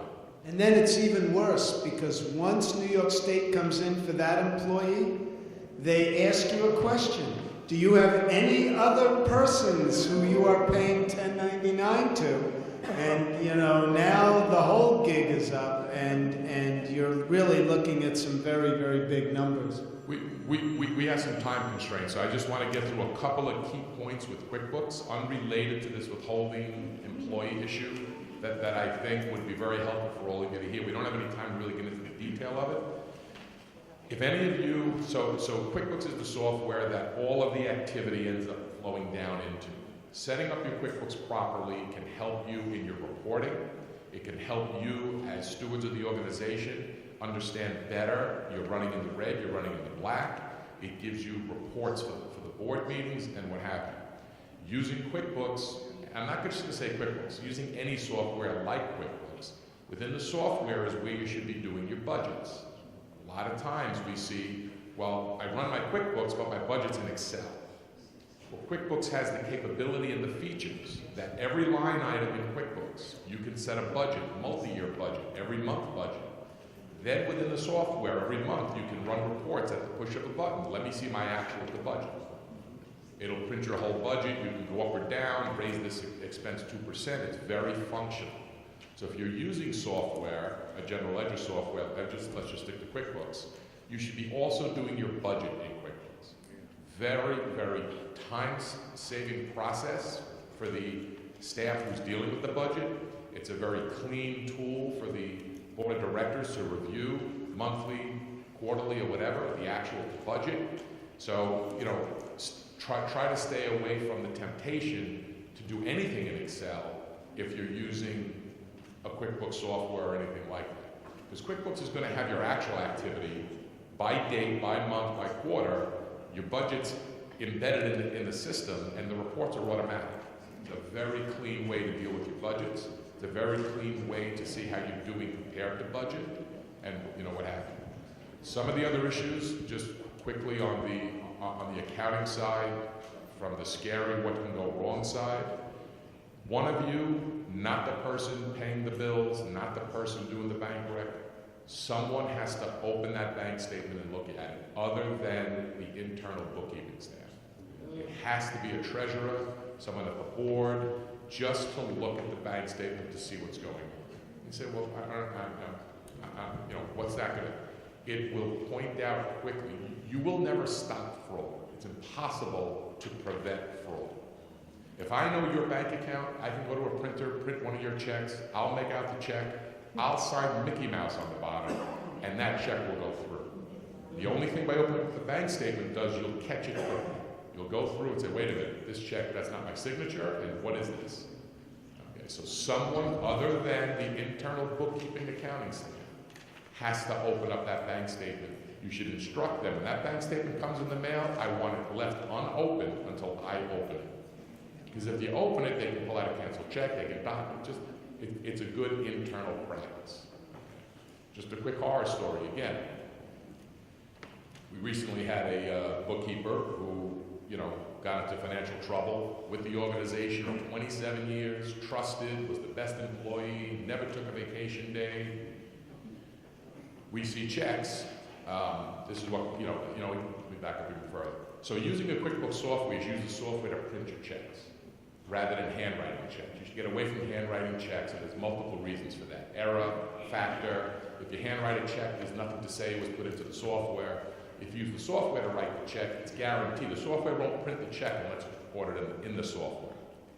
But another reason for that is there were checks made payable for $84, $56, $28 that were weekly. She only worked a couple of days a week at the organization. She was taking the check, and after it was written for $28, one of the officers signed it. She added 2 zeros at the top and wrote 100 next to 28. You say, okay, well, that's pretty bad. Yeah, it was pretty bad. But the signature's correct. The check looks like it's correct. She wrote it out, and she intentionally left room at the top to put 2 more zeros, and intentionally left room to write 100 before she drew the line. The software writes that check. It's impossible. It fills everything in. You can't doctor a check written by software. In spite of the movie Catch Me If You Can, which is off the charts, but a typical person won't be able to do that. Okay? And this wasn't found for 9 months. $62,000. Because nobody opened up the bank statement and said, wait a minute, $2,800, $5,600, $8,400. It was supposed to be $26, $58, and $84. So opening up your bank statement and not having blind faith, even though we're faithful people, not having blind faith that, oh, that's a trusted employee, nothing would ever go wrong. I have a question about benefits, health benefits and stuff. At what point do what typically were volunteer employees, part-time employees under the new laws, are they eligible for benefits like health insurance? Oh, the rules have changed so much in the last couple of years with Obamacare and everything else. It used to be you had to be considered a full-time employee to be eligible for the health coverage, which is generally more than 20 hours a week. Now with all the rule changes, I would go to the insurance broker and say, look, who has to be covered under this policy and who doesn't have to be covered under this policy? Yes. When you talk about 1099, what about interim pastors? Interim pastors. I would have to look at the facts and circumstances. We might get into that next year, actually. There's a lot of complexity when it comes to compensation of pastors, and there are many situations where pastors are able to receive 1099. Okay, that's there's a publication that the IRS has, and I'll get it onto next year's list, because it's probably a whole day just in itself to talk about compensation and tax issues of pastors, but there are maybe, we could spend a few minutes on it next time. But they are able to get 1099s in certain circumstances, yeah. One other issue, because again, I know time is tight. In the QuickBooks is something called classes.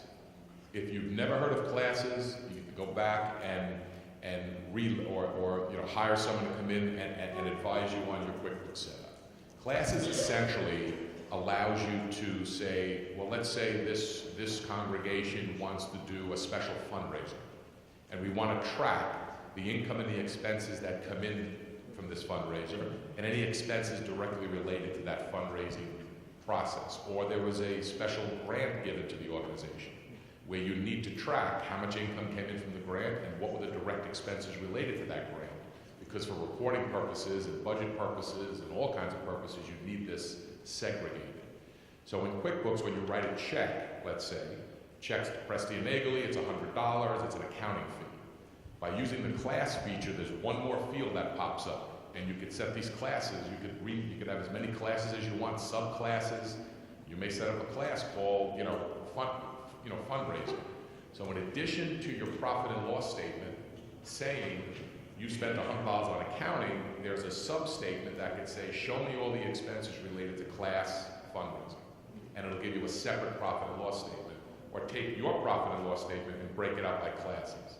Simplest way to realize it, if you own 5 Dunkin' Donuts stores under one entity, and you want to know how each store is doing independently, but you write all the bills through one checkbook, this is the way you would use the class feature that will break out every transaction, not only to the expense category that it is, but which store does it belong to, store 1, 2, 3, 4, or 5. It's great for budgeting, it's great to isolate. This was our profit and loss for the year. But you see this class, we're not going to have that next year. That was a special fundraising effort we did. So you're budgeting for the following year, you can exclude that class and say, how did we do, assuming we didn't do that? Or how did we do because our rental income is running out? So I don't want to include rental. Anything related to that rental property, we sold it. So it's a great feature that if you're unaware that it exists, if I'm saying this and you're responsible for this area of your organization and you don't know what that is, absolutely you could be running more efficient and more accurate with your week-to-week reporting. Yes. I just have one more question about the independent contractor ones. I find churches are often very confused about that. Is there any rule of thumb of what is de minimis, what is such a small amount of money that you're probably safe? If somebody comes into your organization 1 hour a month to do something for you, is that likely? I mean, there's no rule. Well, there is a rule. If somebody works as an employee 1 hour a month, they're an employee. That's the rule. You're asking if it was audited, is there a de minimis amount that they may or may not? That really depends on every auditor you get. The auditor, you did something and that auditor is upset that day, rule's the rule. Okay? Independent contractor, if they're a true independent contractor, the threshold is $600 before you have to give them a 1099. But that's already if they're categorized as an independent contractor. Doesn't mean I'm only going to pay an employee $500, I don't have to put them on payroll. That's not accurate. But they're really, practically there is a de minimis, but technically there's not. So if you are having an event and you hire 2 or 3 people for a few hours to help with that event, and they're at the church and they are working at the church and they're being overseen by church officers, that person is an employee. Correct. And the IRS would require. Plus, if they fell and they got hurt on church grounds, you can be sure they're going to say that they were employed. So you may as well get all this into the system properly and not have to worry about it. So, some of the misnomers are, well, I pay them piecemeal, so they're not an employee. Or I pay them a percentage of something, so they're not an employee. Those are just different methods to calculate gross wages. They're all employees. You can pay them piecemeal, you can pay them commission, you can pay them well. You know, they get 10% of the fundraising results. You know, all of that could be employees. So, right, so let's say you have a minister, let's say you have a minister that comes in, you never get this minister to come in. They're just a guest speaker, and they come in the one time. They would not be considered an employee. Typically, a guest speaker would not. I'm going out a little bit of a limb here, but I would put a stake in the ground and say, if you hired, like, if you paid me $100 to come and talk to your congregation about tax liability, I'm not an employee. So I have to say pretty confidently that would not be an employee.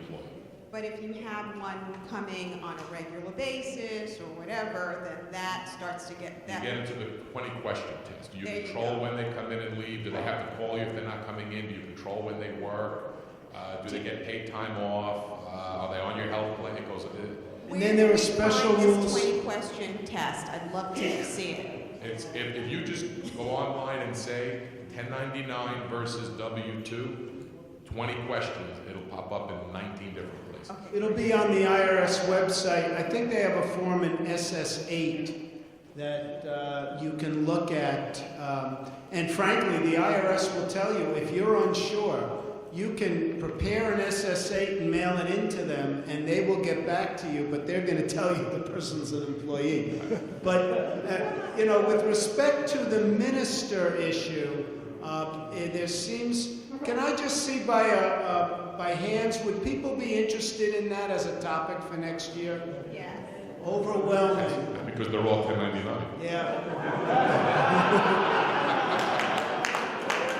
Can I have one question, please? Yes. Okay. You said you would be responsible for making the budget and et cetera and so forth. You are responsible for writing all checks, right? If the money is not there, you said you'd have priorities and know what checks to write. If the money is not there, how will you know what checks to write first?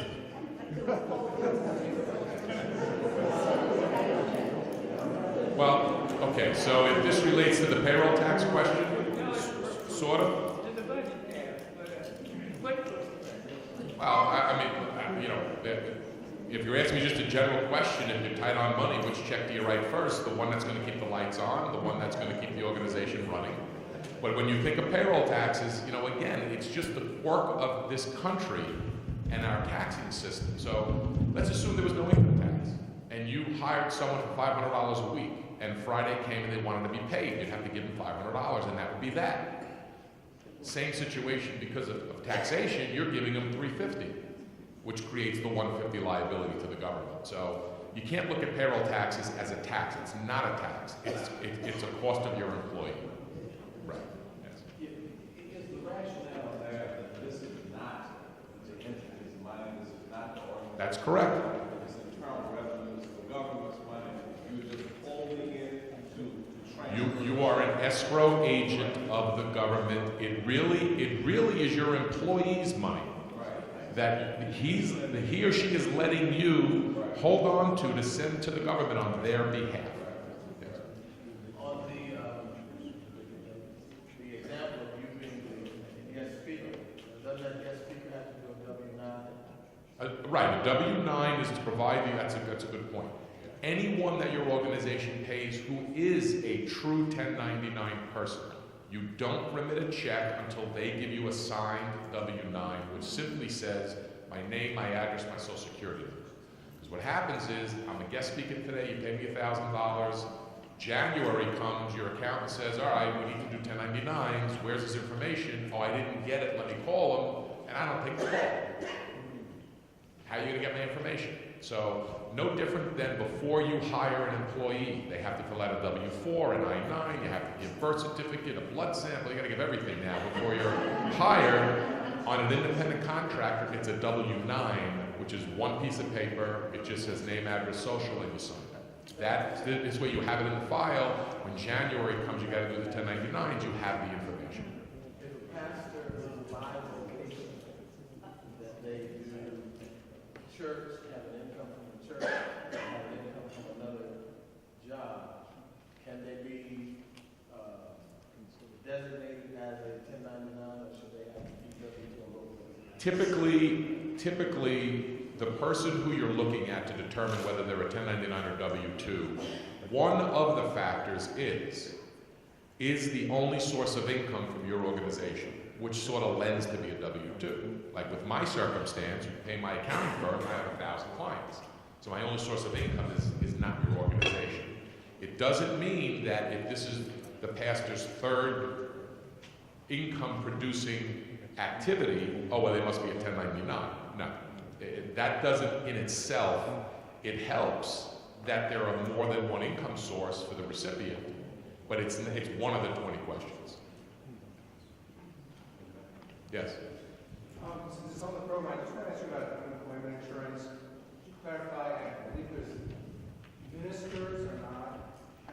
There are exceptions. And custodians are actually considered ministers? There are exemptions to federal unemployment and state unemployment. You need to look at your organization and look at the exemptions to see who qualifies. Generally, the clergy in religious organizations are not subject to those overhead payroll taxes. I don't want to misspeak and get, because it is detailed, but I can certainly send you exactly who's exempt as per the federal guidelines, and then per the, I guess it's New York State, if you're in New York, the New York State unemployment exemptions. Some could be subject to New York State and not federal. It gets a little, but definitely because you're not-for-profits and religious organizations, there are exemptions. Absolutely exemptions. A called teacher may be treated differently from a lay teacher. Yeah, it gets tricky. Are we out of time? I'm concerned about time. Okay. Just one more question. If its employee left the company in the middle of the year and he was on W-2, and at the end of the year he came as a 1099, is it possible to issue 2 forms for the same person? Possible, highly, highly unlikely. So if the question was if somebody's a W-2 for 6 months, they leave the company and then they come back and perform a different service, I guess it's possible, but it's highly, I've never seen it. It's highly unlikely. You have a volunteer pastor who comes every week and does the service. She's not taking a payroll, but end of the year, the church would like to give her a love gift for, say, $2,000.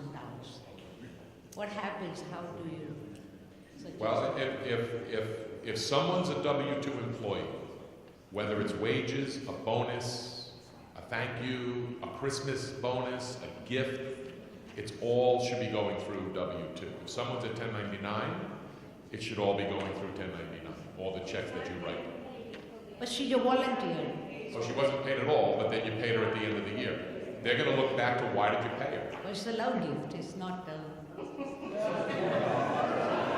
Church gives a love gift. So how do you? On QuickBooks, if you're not doing your bank recs, and that's different from opening the bank statement, if you're not performing your monthly bank recs, the integrity of the data is useless. So be inquisitive to the bookkeeping department, where are the monthly bank recs, who's doing them, have somebody review them. Any software without the bank reconciliations being done, the data coming out of it is truly useless because somebody could have duplicated a deposit, somebody could have left out a deposit. It's if you really want integrity, you have to have certain things in place to make sure that monthly. It's a requirement of New York State law for these organizations. Can we just spend a few minutes stretching in place before we finish up? The last one is going to be an update of the most traditional, how can churches raise some money? Well, this is great. Rob and Andy scared us And we also learned today how we can use our church property to create income or create assets for the church. Now we're going to learn another important topic and a fun topic.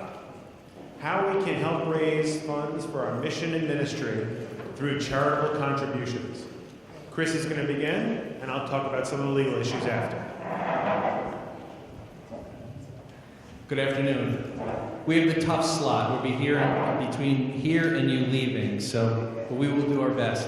I'm going to ask for a little bit of participation as well. My name is Chris Jones. I've been working within the nonprofit world for about 25 years through volunteer, through chairman of a number of different boards. There are other people that I've been on boards with here in the room, so if you've heard some of this material before, forgive me. How many of you raise funds from individuals? How many of you rely, okay. So how many of you rely on those funds? So, or another way to look at it is, how many people, if those funds did not arrive into your organization, you would not be around? So, 72% of all charitable contributions in the United States happen from the individual. And typically it's essential. What I would say is, what would your organization be like if you did not have those funds? So today, Greg and I are going to talk about two sides of raising funds from individuals. One is, what we say is, one is the soft side. One is, why do people give? And then the other is, what are some of the techniques that people use to give?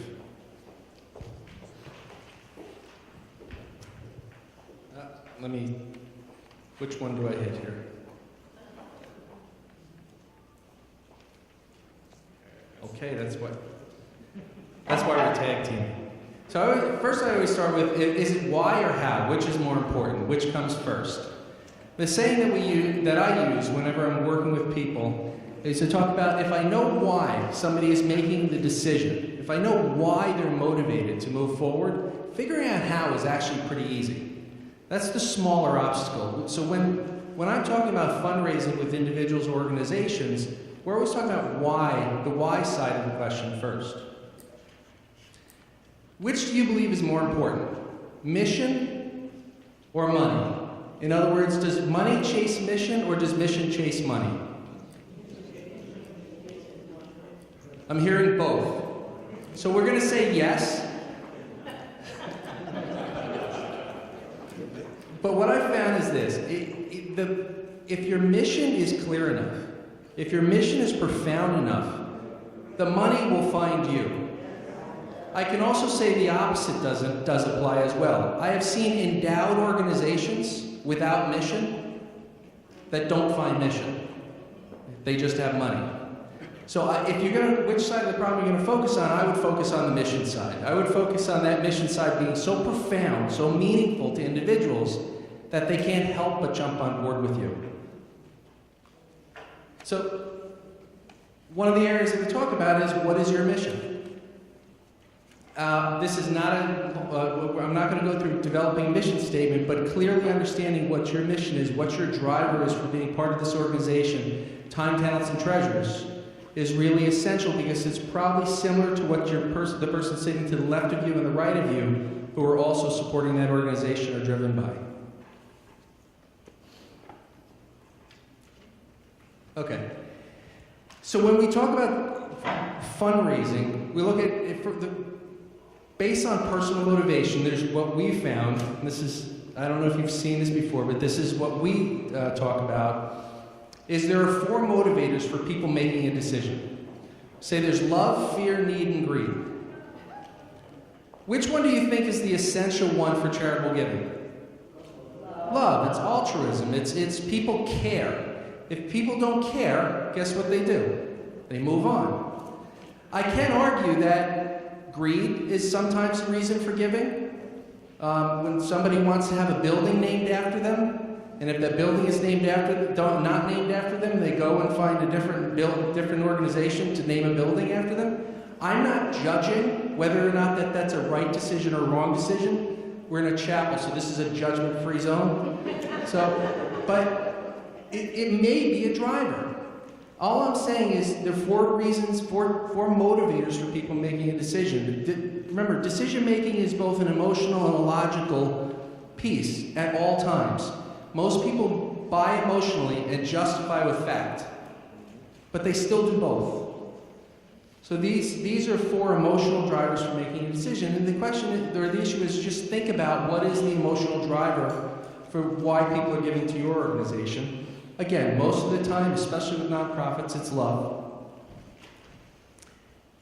What we talk about is if you can find the motivational drivers, those themes that resonate. The test, you know who the test group is, right? It's the board or the church council or the leadership of the organization. If you can find a theme that resonates with them, there's a really good chance that when you carry that theme out to a broader community, it's going to resonate with them as well. If the theme doesn't resonate with the council or the board, what do? You find a new theme, right? Okay, so there's 3 reasons that people don't give that we found, or don't take action. We say it's ignorance. In other words, people don't know. And I'll give you an example.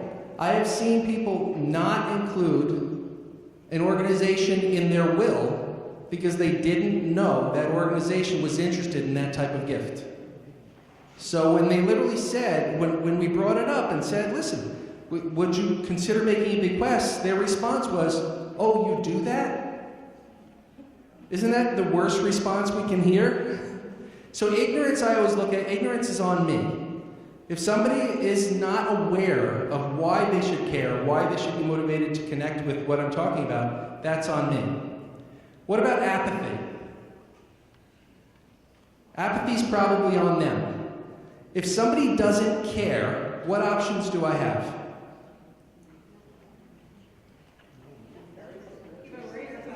Find a different reason, right?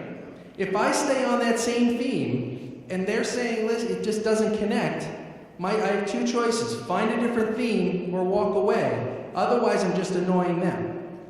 But just recognize where you are in the relationship when you're asking. And then the third one gets us all, and that's procrastination.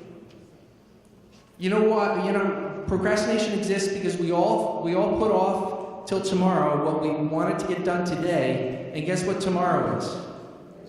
Just another day that we're not going to have enough time to get everything done. So what does that mean for organizations? We have to make it as simple as possible for somebody to give to our organization. An example of this is there's a church here in Manhattan that during the Sunday service, when they're doing the offerings, they have a church app, an app that you download to your phone. They said, listen, if it's okay, if you didn't bring any money, you're more than welcome. While we're doing the offering, if you just go to your phone and you decide how much you want to give, just push it in, push the buttons, and the money magically appears in the church's account. Now, is that right or wrong? Again, judgment-free zone. I'm not saying, cell phones out in the church, people might feel differently, but they're making it as simple as possible for somebody to make a decision to give because they're there and they care.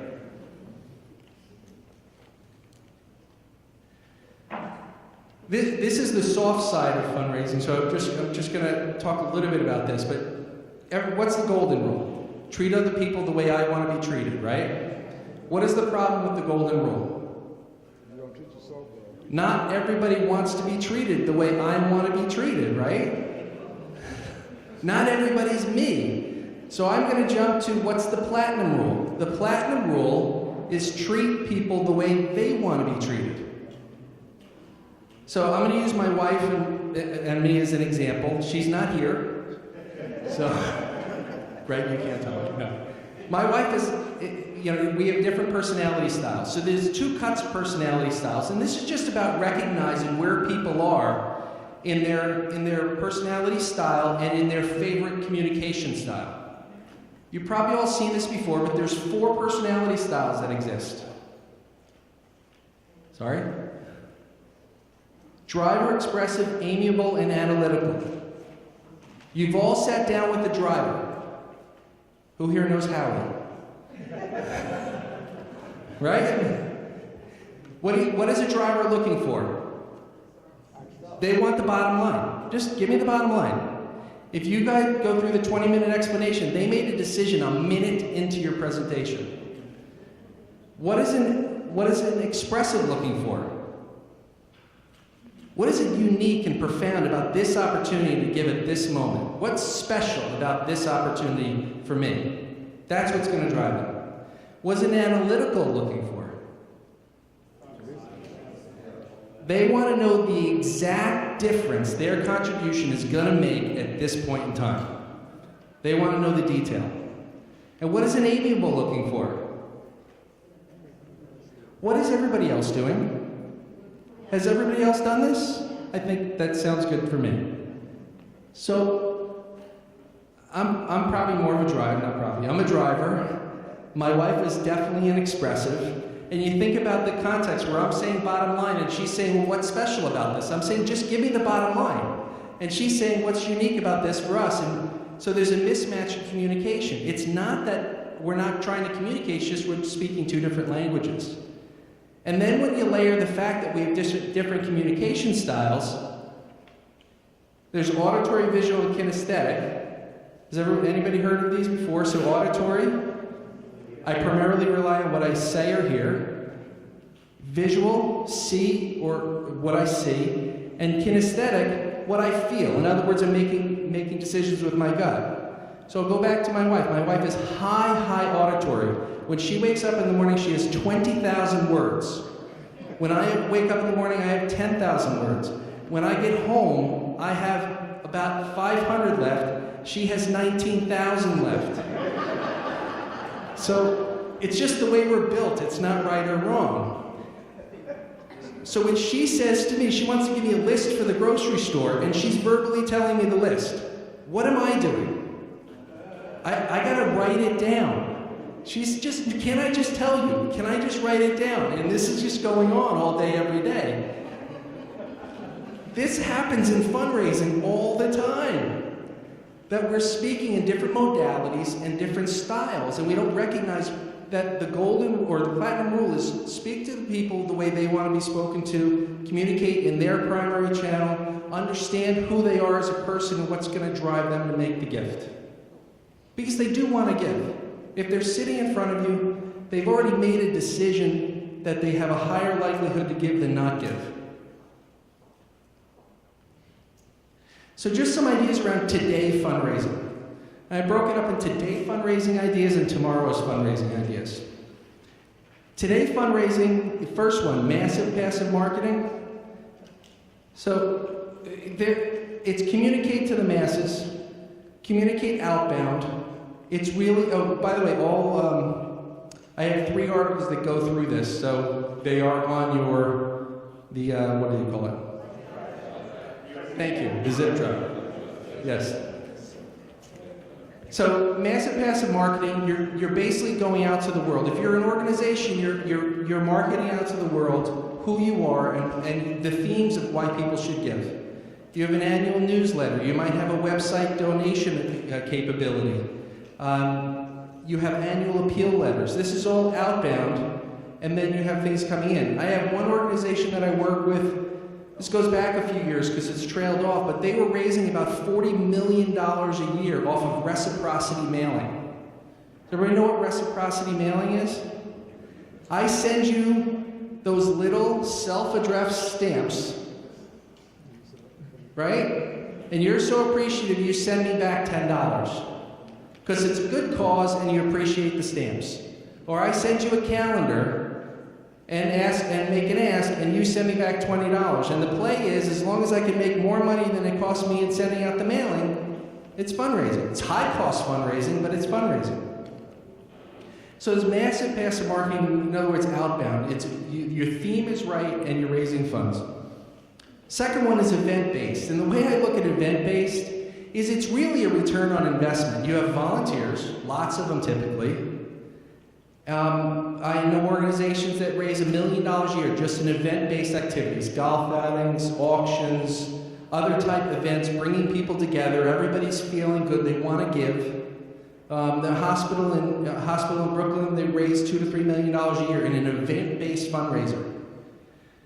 I think an event-based fundraiser also has to be a fundraiser, take out the D. In other words, because the other benefit of that type of fundraising is you're bringing people together who say as a community that we care.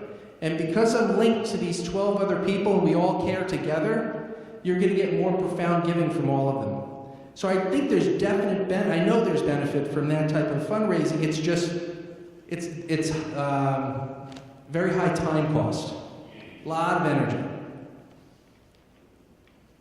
Next one is tithing. Tithing is a learned behavior. I grew up, I went to church from as early as I can remember. Tithing was something that was part of my upbringing. It's biblical, so if you have that biblical context, it makes sense. When I teach children the topic of money at my children's high school, and one of the things I talk about is I've never seen anybody give their way into poverty. So I think if you tithe, you're making a difference in the broader community that ultimately comes back to help you. But it's a learned behavior over time. Hard to do, easier in churches and religious institutions, harder to do in secular institutions. But you can still get people, those people that will send that $25 a month. It's worth asking. They can always say no. And the direct ask is probably the most profound. It's probably the one that most people are most uncomfortable with. I know some exceptions, but most people are uncomfortable with the fact that I'm asking you to write a check for $10,000. My philosophy is this: no is fine, yes is better, shame on me if I don't ask. So ask. Just don't make it a big deal if they say no. Tomorrow's fundraising. The 3 articles that I had, they're up here, and you have it on the drive that we talked about. It's really around planned giving. I've been part of an organization where we received a planned gift that helped us to provide for payroll because we were in an emergency situation and something came out of the blue. Thank God that somebody had the intent or had the thought to remember us in their estate gift. Greg's going to go through that in more detail, but why planned giving? I know you can't read this, so this is one of the articles though. Planned giving. Here's what I say. Planned giving is a 25-year solution to a permanent problem. If the leader of an organization makes a decision to implement a planned giving program today, in 25 years from now, the biggest challenge of that organization will not be fundraising. The challenge will be, how do we make sure we have mission connected with this money that continues to find us? Planned giving is a long-term solution to a financial challenge. But I believe it's worth doing, especially when you look at some of the educational institutions that have committed to it over the years and you see where they are today. There are some essential steps with planned giving that the article goes through, but I'm going to talk about the 3 dimensions of planned giving. 3 dimensions of planned giving are, the first one is massive passive marketing, and it's similar to before, but you basically embed planned giving into the communications that you have in your organization. To me, the best way to embed that theme of planned giving is to have thank you articles. Or when you're doing an event, you're thanking somebody, you're thanking the heir of somebody who remembered you in your will. That you're lifting up those people and then simply saying what they did. They remembered us in their will or through some of the other ideas that Greg is going to share, but you're recognizing people, you're thanking people, and as a result of thanking them, the other people in the audience that care about you, care about the organization, are going to say, you know what, maybe I could do that. And it's not, I'm not saying don't do the articles that here's a charitable gift annuity and we do, you should let people know you do charitable gift annuities if you do, but don't make the how the issue, make the why the issue. The second one, I don't know if you've ever thought about this. There's 3 places your estate can go. And this is the conversation I have with somebody when I sit down or do the seminars or workshops on planned giving. There's 3 places your estate can go. And I don't know if this is the origin of the word, but if you look at it, can go theirs, heirs, and charities. And theirs is conveniently the IRS. heirs or charity. Most people think because I did planning, my heirs are going to get less. Imagine that mom comes back, mom's 90 or 85 years old, and mom says, kids, you're going to be so proud of me. I just set up $1 million gift for my estate to church. What's the reaction of the kids?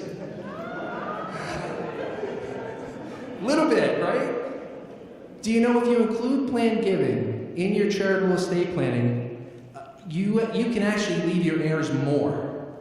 And here's what I believe. The same tax code that creates the problem, the estate taxes, for example, or the income taxes, has embedded solutions to solve the problem. There's nothing wrong with using those solutions. They're there. They're in the tax code. But if we do nothing, guess what? We get to pay all the tax. The government says if you want to redirect it to organizations you care about, you can do that. You just have to follow these rules.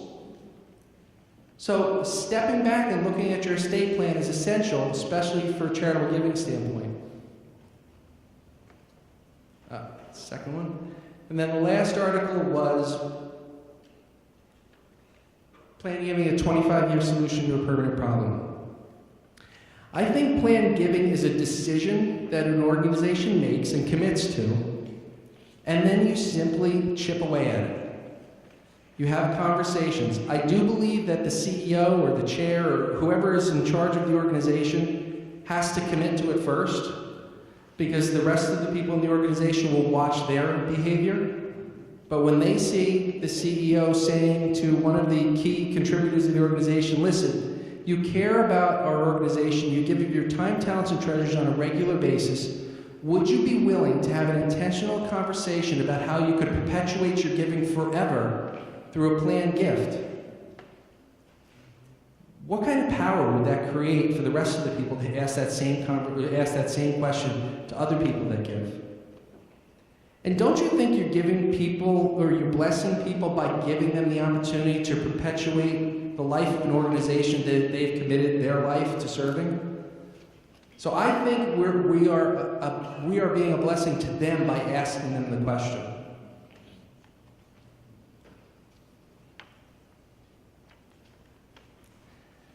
I've been saying this phrase for the last few years. There are two types of nonprofits in existence today, endowed or endangered. I saw this after 9/11. And the reason I say that is, we went through an event here in New York City where organizations, everything stopped. Money stopped, everything stopped overnight. And there was a blessing where if you had funds, if you had an endowment to ride through that wave, you were much stronger at facing the opportunities to serve people than if you didn't. And I believe that that's the way life is. If you have that emergency fund, that endowment fund behind you, you are stronger at taking on the challenges of tomorrow. So two types of nonprofits, endowed or endangered today. In the future, I think there may be two types of nonprofits as well, endowed or extinct. I'm not saying that everybody has to be endowed. I'm just saying that in my experience, if you are have a large endowment and you are committed to mission, you come at the opportunity to serve from a stronger position. Any questions? How are we doing on time? Any thoughts? Thank you. Thanks, Chris.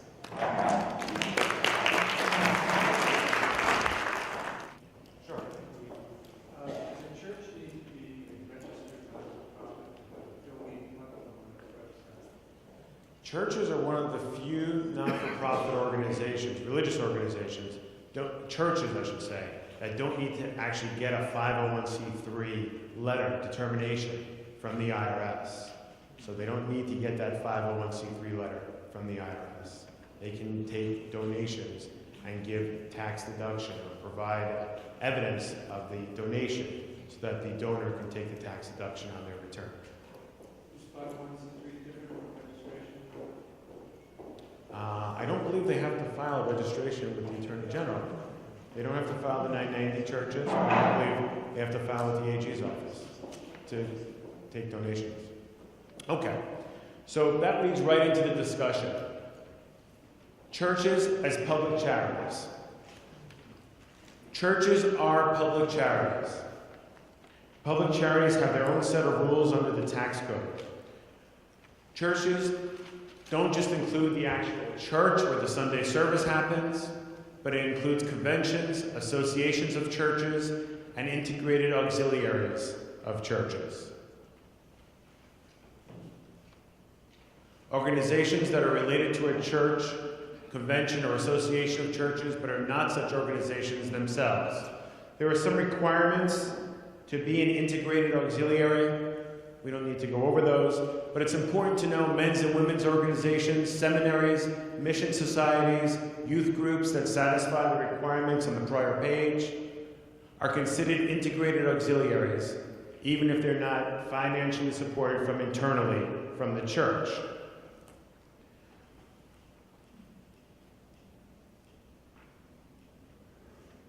Why this is important is because the donors who are donating to the church are doing so, as Chris said, through love. But they're also getting another benefit from it, an income tax benefit. And though you don't want to be in the position of providing tax advice to your donors, they should know that there are different deduction limits from the generosity that they're providing to the church. And the deduction limits are different, whether it's a private foundation or a public charity or different types of other not-for-profit organizations. But since churches are public charities, we'll focus on the deduction rules applicable to public charities. For cash donations, the donor's deduction is limited to 50% of his or her adjusted gross income. That includes a check or cash. And so the donor just gives the cash or the check to the charity, and they can take that deduction on their income tax return. We'll learn later on what supporting documentation they need from you, from your church or your convention or whoever they're giving it to substantiate that deduction.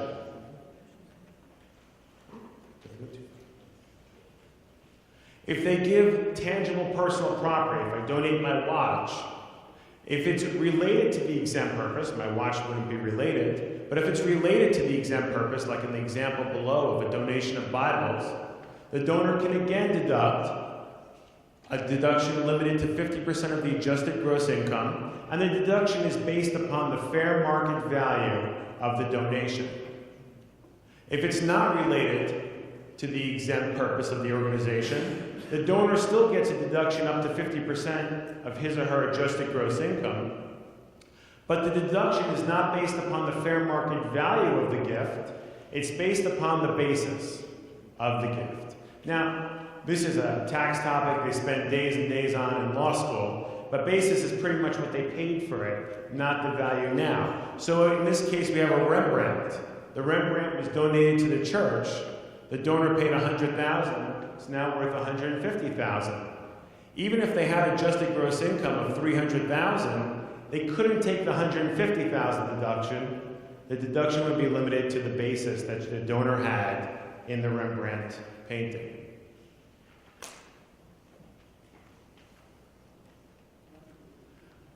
Marketable securities. We have a case in our office right now where a client gave 300 shares of XYZ Corporation to multiple different charities. The donor deduction is limited to 30% of their adjusted gross income. It includes marketable stocks and bonds, and the deduction is based upon the fair market value of the gift. For non-marketable securities, for example, someone gives an interest in their family-owned business, the donor's deduction is limited to the 30% of the adjusted gross income, and again, the deduction is based upon the fair market value of the gift. Some clients like to give real property. They own a farm upstate and they want to create a vacation Bible camp. And so they give this land upstate to the church so they can have this summer camp up there. The deduction is limited to 30% of their adjusted gross income. The deduction is based upon the fair market value of the gift. And if they had this property and they were depreciating it over the years, they might have to pick up some of that recapture of that depreciation deduction. So again, the donors are getting it out of love, but they also get this extra benefit. The government's paying for part of their gift. So it's a nice extra benefit. Now, What I spend most of my day doing, 90% of it I'd say, is helping people plan their estates. Drafting wills, drafting trusts, dealing with life insurance beneficiaries, dealing with retirement accounts and the beneficiaries on the retirement accounts. And clients oftentimes say to me, what should I give to my church? What should I give to my synagogue? And they're not asking me to tell them how much, but they're saying, what assets are better? And one of the assets I love to give to charity is IRAs. And the reason why is IRAs, 401ks, all those retirement accounts that our parishioners have, those are accounts they've never paid income tax on. All the money in this IRA is pre-income tax dollars. Their house is fully paid for, there's a mortgage on it maybe, but they've paid the income tax on it. The IRA, they've never paid income tax on it. And so there are a couple things that are available to them. One thing, and you got to be careful with this because it hasn't been passed yet for this year. It was passed last year at the end of the year, Rob, and it was retroactive to the beginning of 2014. Maybe they'll pass it again at the end of this year and make it retroactive to the beginning of 2015, is while the owner of the IRA is alive, if he or she is over 70 and a half years old, they can transfer up to $100,000 of their IRA and $200,000 if they're married to a qualified charity, a church.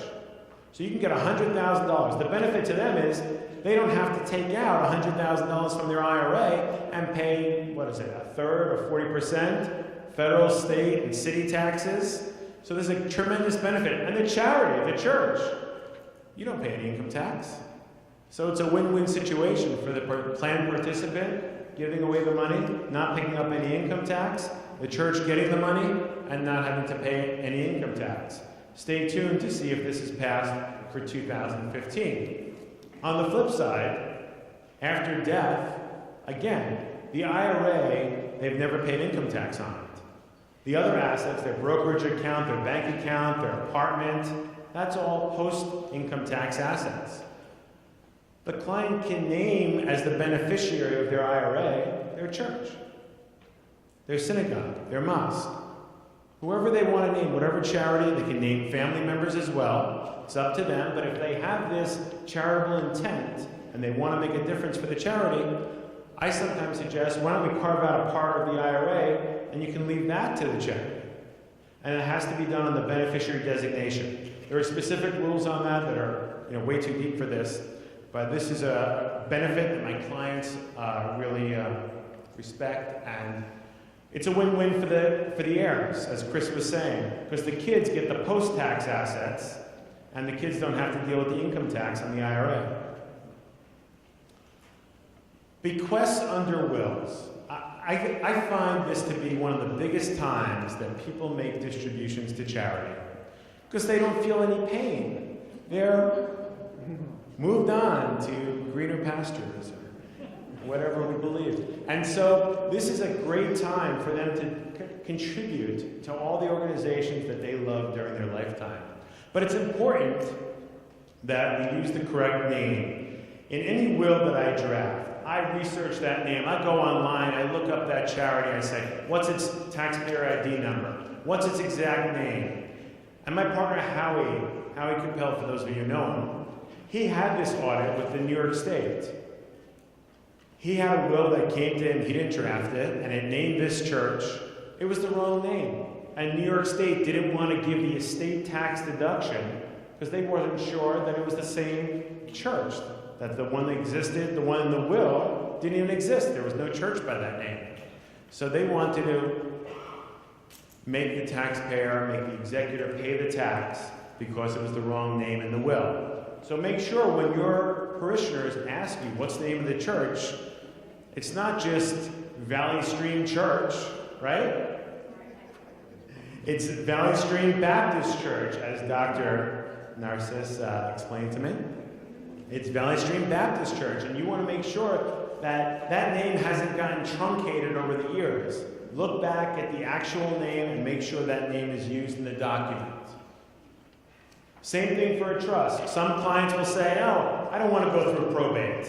I want to get my assets to charity or to my family without going through the probate process. Wills have to go through a probate process. Typically, not a very difficult process, but in some situations it could be more complicated. And so they asked me to prepare a trust for them. The trust is the vehicle that they're going to distribute their assets after they're gone to their family, friends, and charity. The name has got to be correct. There are charitable remainder trusts, charitable lead trusts for some of our wealthier parishioners that they can use during lifetime to lessen the estate tax, to lessen income tax, and these are vehicles that they should know about if they want to make these charitable gifts. But what's very important is the IRS is cracking down. They want to know that if a gift was made to the charity, they want it substantiated by the charity to the donor. So if the donor gets audited, the donor has this receipt and can prove the charitable gift has been made. So it's got to be a written disclosure. And the disclosure, if it's a gift and the donor receives something in return, it's a quid pro quo gift, okay? So if the contribution is in excess of $75, the payment's made to the charity, and the donor gets something back, some goods or services back, then that has to be documented. It has to be in a written disclosure. It has to inform the donor that the amount of the contribution that is deductible for federal income taxes is the amount of the gift less the amount of goods or services that the donor received. The donor has to receive a good faith estimate of what he or she received. The charity must either furnish the statement with the solicitation for the gift or with the receipt for the transaction. There's no disclosure required if it's an insubstantial value. If there's no donative element, let's say someone just goes and buys something from the church, a new Bible or some other religious article, there was no donative intent, they just bought something. So there's no disclosure required there. Or if there's only an intangible religious benefit provided to the donor. The intangible religious benefit must be provided to the donor by an organization organized exclusively for religious purposes. There's a penalty. If the taxpayer doesn't get this, and the quid pro quo contribution is more than $75, the penalty is $10 per contribution, not to exceed $5,000 per fundraising event or mailing. For check, cash, credit card transactions, the donor must obtain and keep a bank record or a written communication from the charity as a record of the contribution. Written records prepared by the donor, the person making the gift, are not accepted. For a donor claiming a deduction of $250 or more, they must keep a contemporaneous written acknowledgement for the charitable deduction. And we'll learn what contemporaneous means. To be contemporaneous, the acknowledgement must be given prior to the filing of that tax return for the year of the gift. It must state whether the donee provides any goods or services in consideration for the contribution, that quid pro quo question from before. And the church is not required to record this gift with the IRS or New York State, but they should record it on their records, as we heard from Andy. QuickBooks and services like that will help record it. There was the Durden case, a 2012 tax court case, where the donor, the Durden family, made a series of $250 cash contributions to the charity. The church acknowledgement did not include a statement that no services were provided to the donor. The IRS said, no good, because your written acknowledgement was not correct, you can't claim the deduction. So the taxpayer said, well, wait a minute, let me get them to change that letter and write it so that no services or no goods were provided to me. And the IRS said, no good. It's not contemporaneous. So you see how one of your donors can get burned and that won't make them likely to give you more in the future, which is not good. So, for claimed contributions over $5,000, a qualified appraisal is required. For household items, contributed clothing, the items must be in good, used condition to be deductible. If the items are over $500, potentially a qualified appraisal is required. And these lessons could be found in IRS Publication 1771. And we've provided with our materials examples of written acknowledgments. You can read these at your own leisure.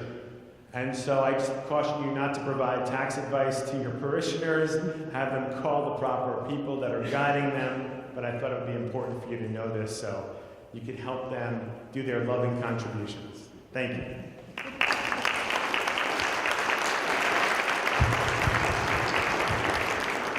Are there any questions? Before we have Reverend Mark Tannen close, there's a few housekeeping items here. Was it a good day? Did you learn something? When you have a good day at a conference like this, it's not the people up here that make it, although the people who presented help. It's the people behind the scenes. So once again, we give a thank you to our partners at the Interchurch Center, Paula Mayo and Rachel Rivera. I don't know if either are here.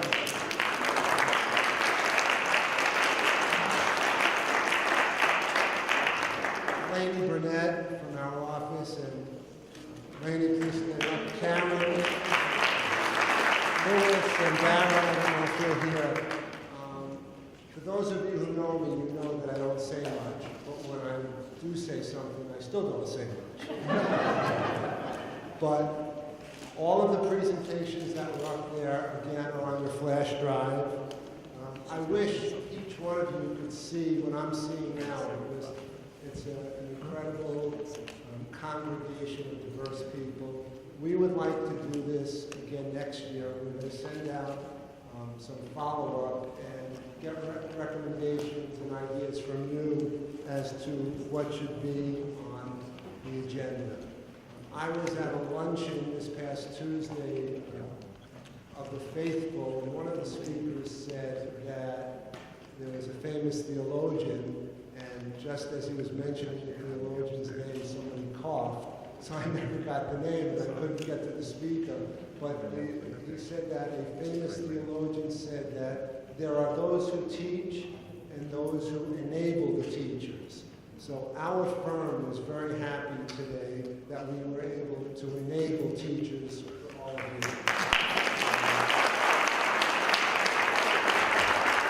And with that, I have the great humbling honor of calling up Pastor Mark Tannen, who is the General Presbyter of the Thank you very much, and maybe we should thank the firm that brought this for us today. Thank you very much.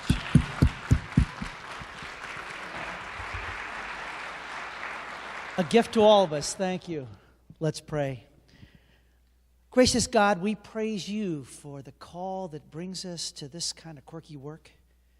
We praise you for the resources that we have to serve your people in all so many ways.